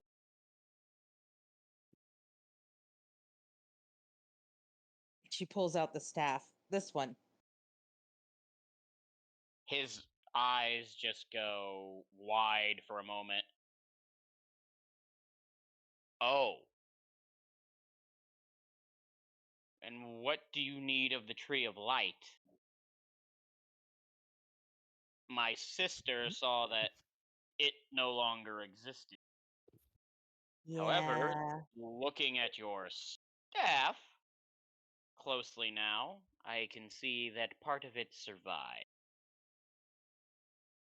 Yeah. I just gotta go where it used to be. He downs his drink, shrugs his shoulders, stands. All right, this way, if you would please. And walks out the front door, and he leads to an outcropping with a massive lake in the center, crystal clear blue water. He says, "This is where the tree used to stand."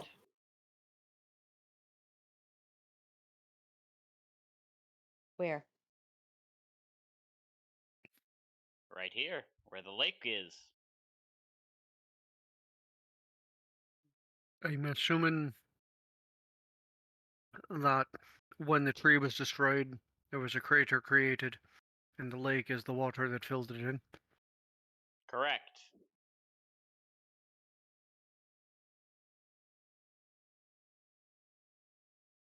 Hmm.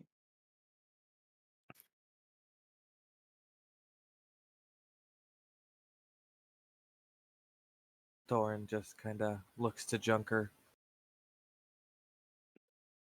Any ideas?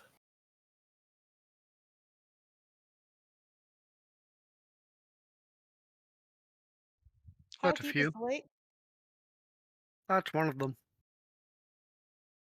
I didn't hear you, Dutchy. I'm sorry. What? How deep is the lake?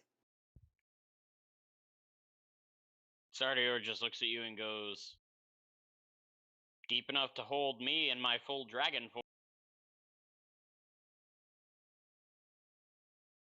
Do you need to get to the Mhm. center of the lake? I gotta get to the base of the lake. Anything live in the lake? Some fish.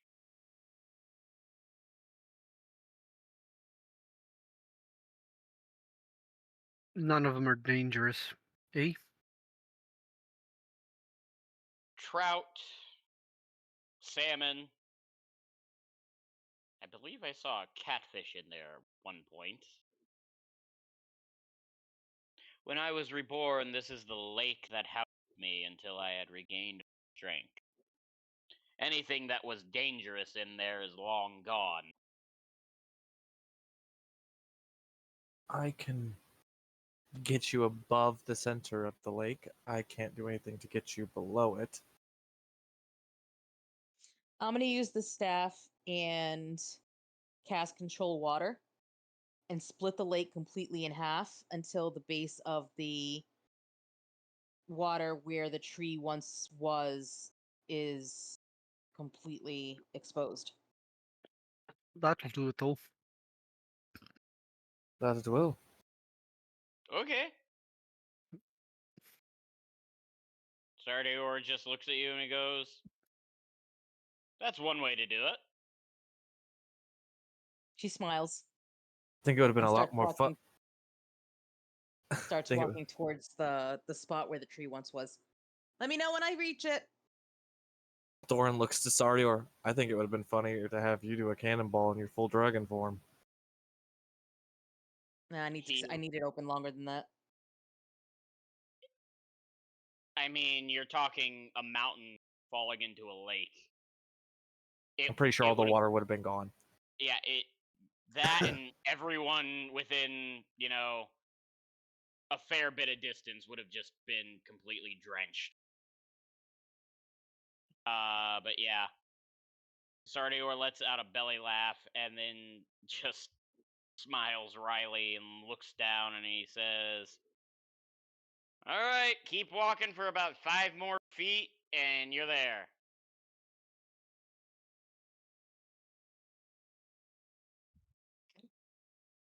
And you arrive to the exact dead center of the bottom of the lake. All the water being held up by your magic. What would you like to do now? Can I see where the tree was? No. Centuries of erosion have kind of worn the bottom of it.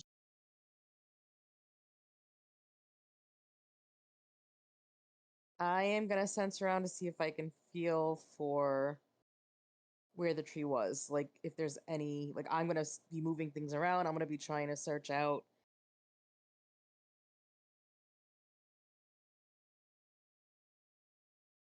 Okay. Getting a little grumbly. Yeah, it doesn't take you long. You find exactly where the base of the tree once stood. And like I said, it's dead center of the lake.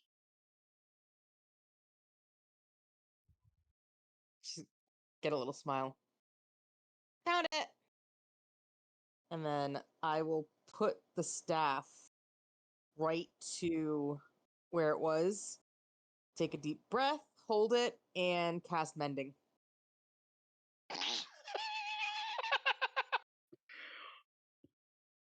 You're casting mending on On the where roots. tree. Okay. Uh. With the staff. Okay. Divine. I mean.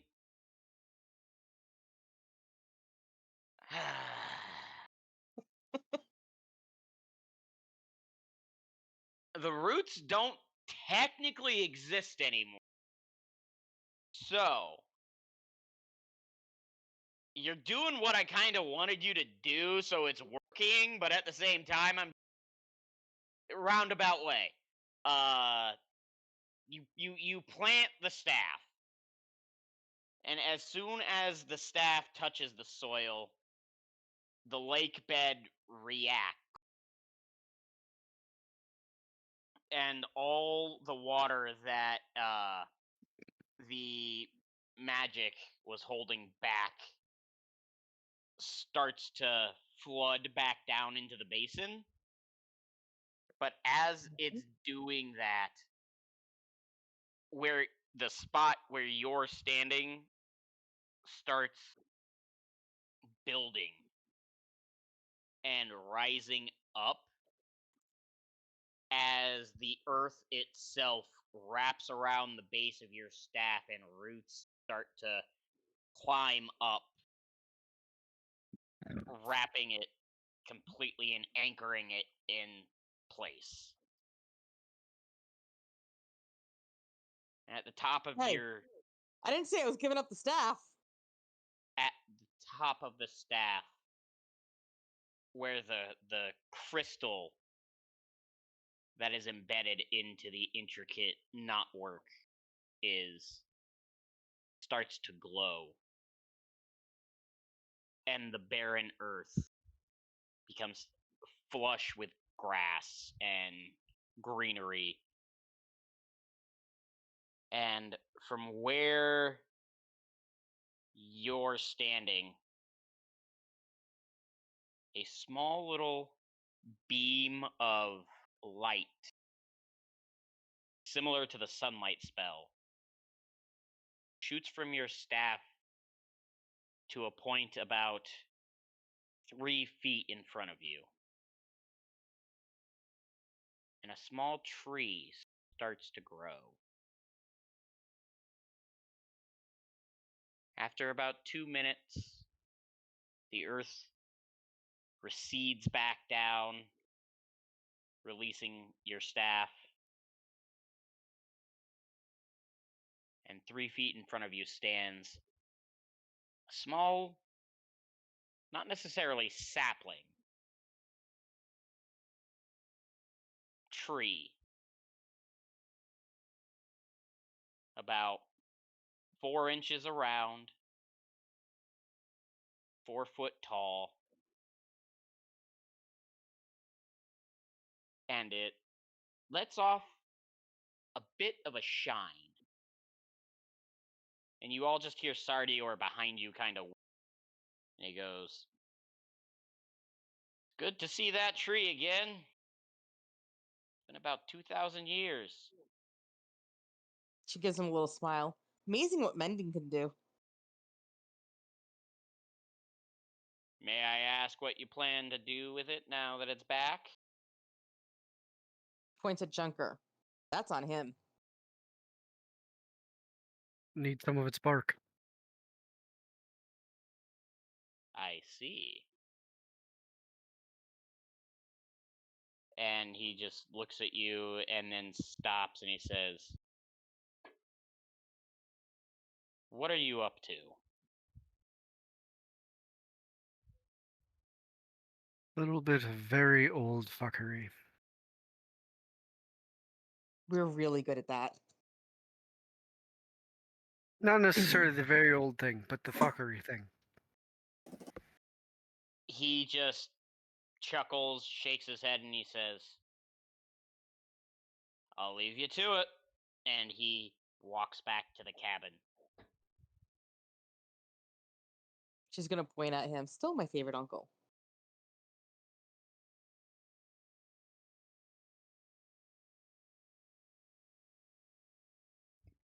So, what are you guys doing?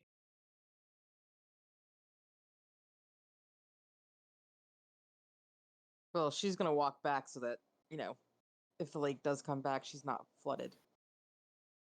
The lake can't come back. There's no basin anymore. Okay. All the water has been absorbed by the earth again. We head over, take out a very small blade, and chip away some of the bark just enough so that it's not hampering it growing, but enough that I will have just more than I need for creating one.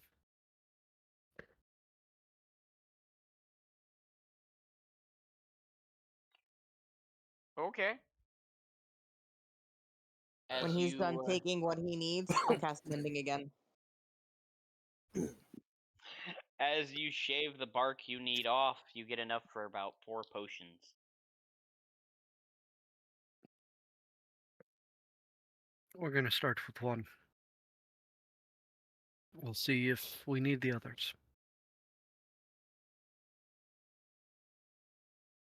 And he's gonna, in quick succession, kind of just break out a table and set and put to work what he has had so much time to research: how everything needs to get done. Okay. Do you need As any you're help? doing this, what was that, Fenris?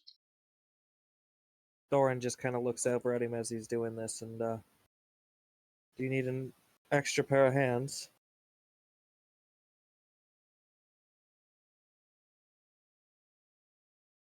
Hands, no. Eyes, yes. I need. While that is on standard heat, I need to make sure that it is staying at the same boiling point and not going in excess.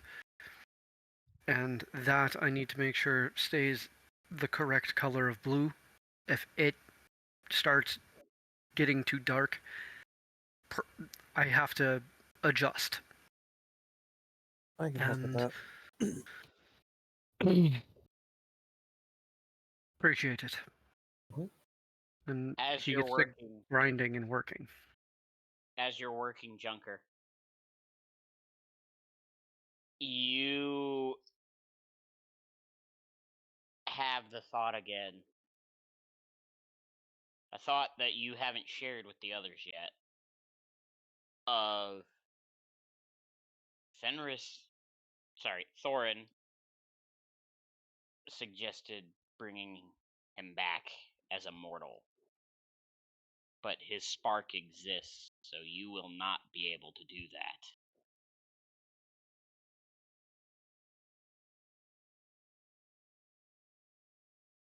Are you wanting to just make sure everyone is prepared for what is about to happen?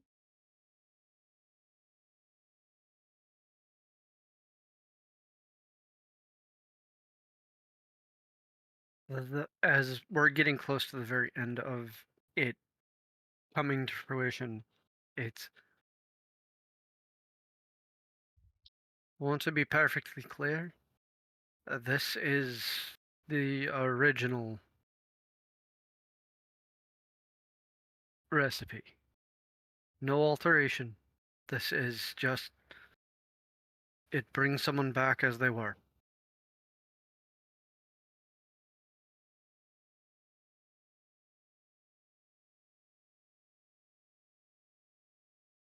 And he leaves it at that. As he's taking from a couple of different flasks, putting them into a miniature cauldron, and grinding in the bark that he has powdered down, and As is making it one potion. as you finish it up,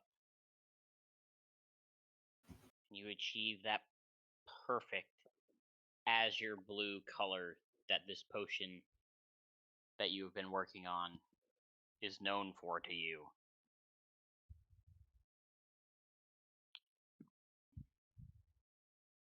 It finishes coalescing all the ingredients together, and once you're finished and you pour it into the vials that you need to,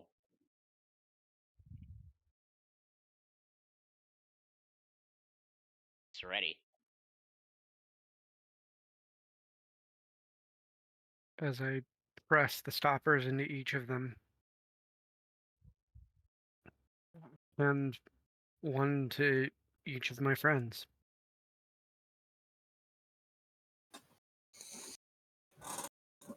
I can finally put that back on my sheet since I used mine to save Lucarius.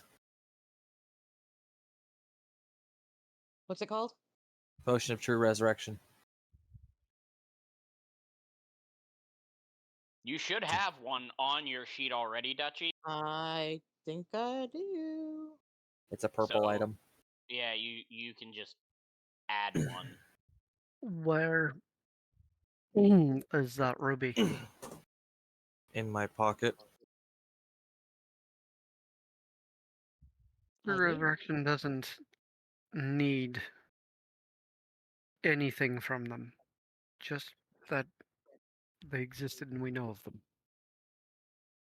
But I'm going to suggest we pour an entire vial on that fucking ruby. She'll take her vial. We'll use this one.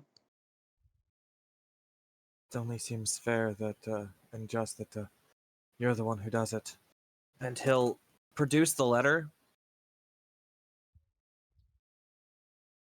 pry the wax seal, and pop the ruby free, and hand it over to Servine.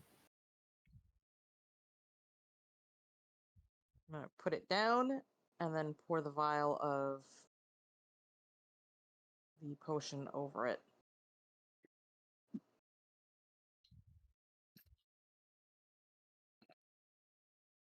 As you pour the potion of true resurrection onto this ruby, at first nothing happens.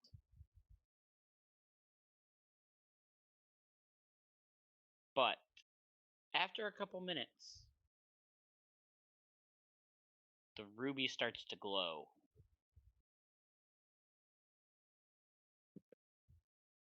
And glow. Brighter and brighter. Until it's bright enough that you all have to shield your eyes and avert your gaze a bit. And I need another wisdom save from you, Tormy.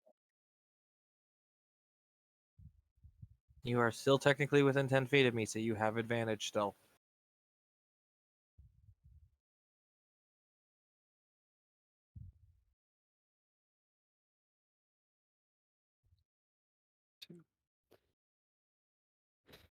Okay. It is.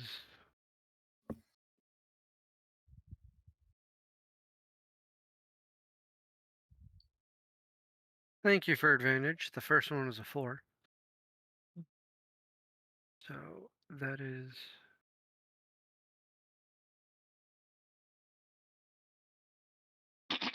That is a flat 40.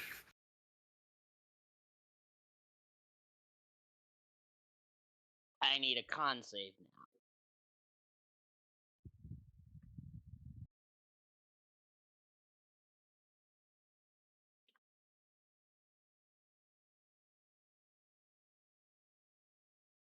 Is that an advantage too, or no? All Is saving it just throws. whiz?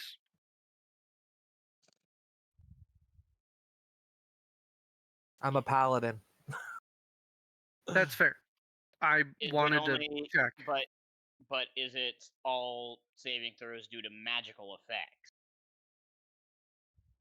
Technically, yes. Okay. Because it's not technically a magical effect. Oh, okay. Not what the con save's for, anyway. Okay, then I will take the lower of the 2 rolls because that was the first one. But that is still a 33.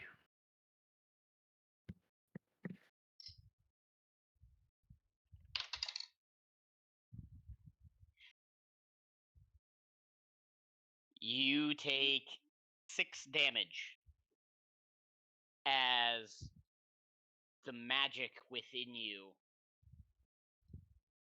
and the ego you mentioned screams at Pathos being resurrected. And you get a piercing, throbbing headache. Can I ask you a question? What? He is wearing something. Would I experience this too? As I take half of his damage? I thought it was an optional you share thing. The ring they're suffering whenever the... Yeah, I knew you had. I thought it was like you got to decide when you were. No. It just happened. Formally, whenever that creature suffers damage, they only suffer half of that damage and you take the rest. And After yes, you, okay. it would be 3 points each then. Because it's a very audible scream in your mind. More than psychic. I'm just gonna take the 3 points because even though I have resistance to all damage, that's still not an exact type. It's more like a trauma damage. Yeah. As your magic is, the weave is screaming at the fact that Pathos is returning. But you're able to quell it down and force the headache away. What the fuck was that?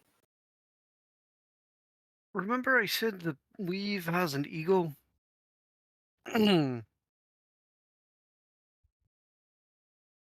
That was that? I Oh, dude, I don't envy you one bit. mm, But I'm bound to you, so that sucks. But I still wouldn't change it. We're good. All right. As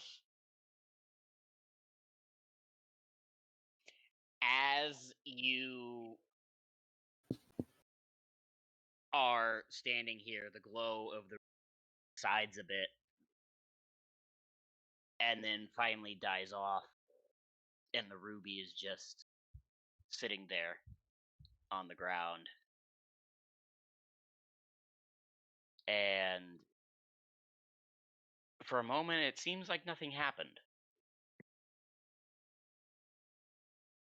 Until you hear, huh, just couldn't live without me, could ya? As you all turn around, and there he is, against a tree, his arms crossed, in his Seraphine is form. gonna look at him and then point at Thorin. We fixed you, now you fix that. No. Pathos just looks at you. He says, "Are you sure?" This is the price I pay for the deeds that we've done. This is my penance for that. To make right all the suffering we caused because of our misjudgments and our miscalculations. He just looks at you and chuckles a bit, and while I appreciate the nobility and the humility, none of this would have happened if I had just been more forthcoming. And there's a lot of things that wouldn't have happened if you gods would be just more forthcoming. He looks to Junker, and he just goes, "And I imagine right about now, scream head." that did not come through. He says, "And I bet right about now you're tiny little scream in your head, aren't you?" Yeah, but if that's a price that needs to be paid so that things can be modeled more evenly, I'm pretty sure that you know that I'm not going to back down from correcting mistakes. Fair. He looks to Drackery. And you? I assume you're enjoying the library?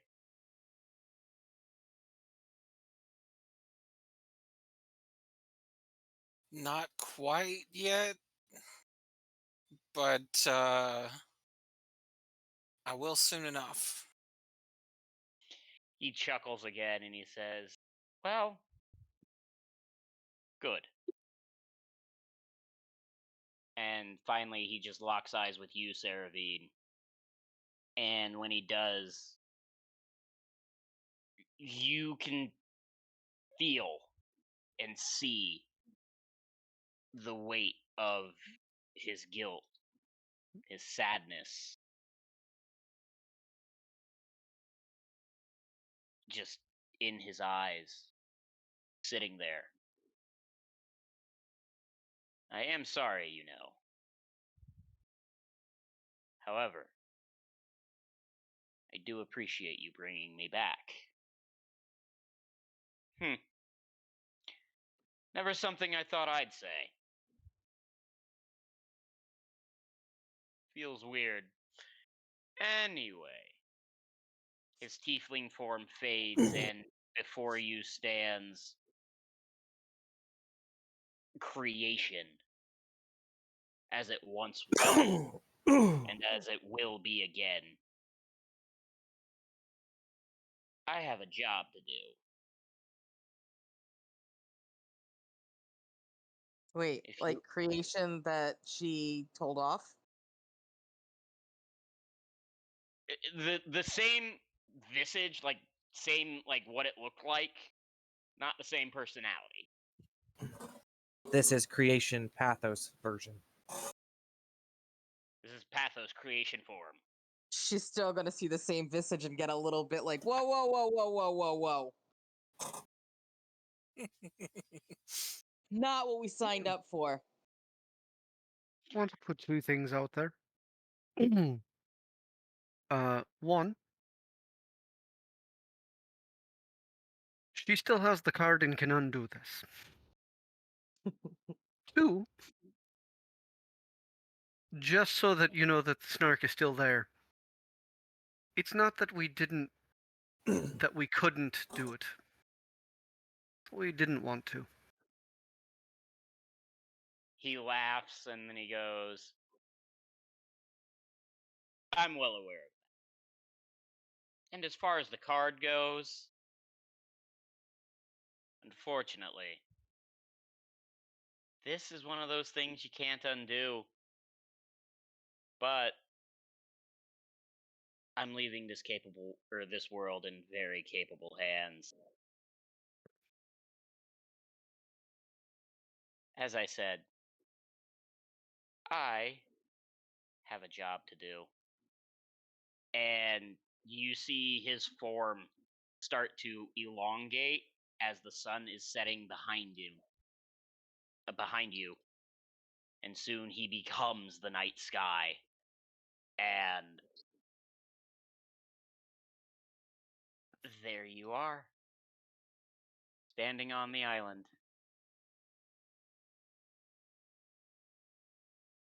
And as you're standing there looking at the sky, you see a shooting star, and then you hear music playing gently on the breeze. As that is where we are going to end our session this evening. Man, he didn't even go see his kids. Rude.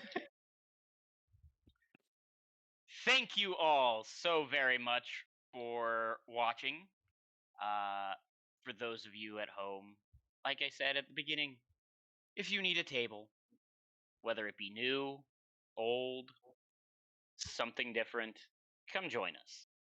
We have live forum RP. We have live games. Whatever suits your fancy, there are plenty people here to help you get invested and get involved. If you've enjoyed this story, come tell it with us. Let's have fun together and enjoy the chaos. From all of my players and myself, you all have a wonderful evening, and as always, may the dice be ever in your favor. Good night, Night, everybody. everyone. No. Night.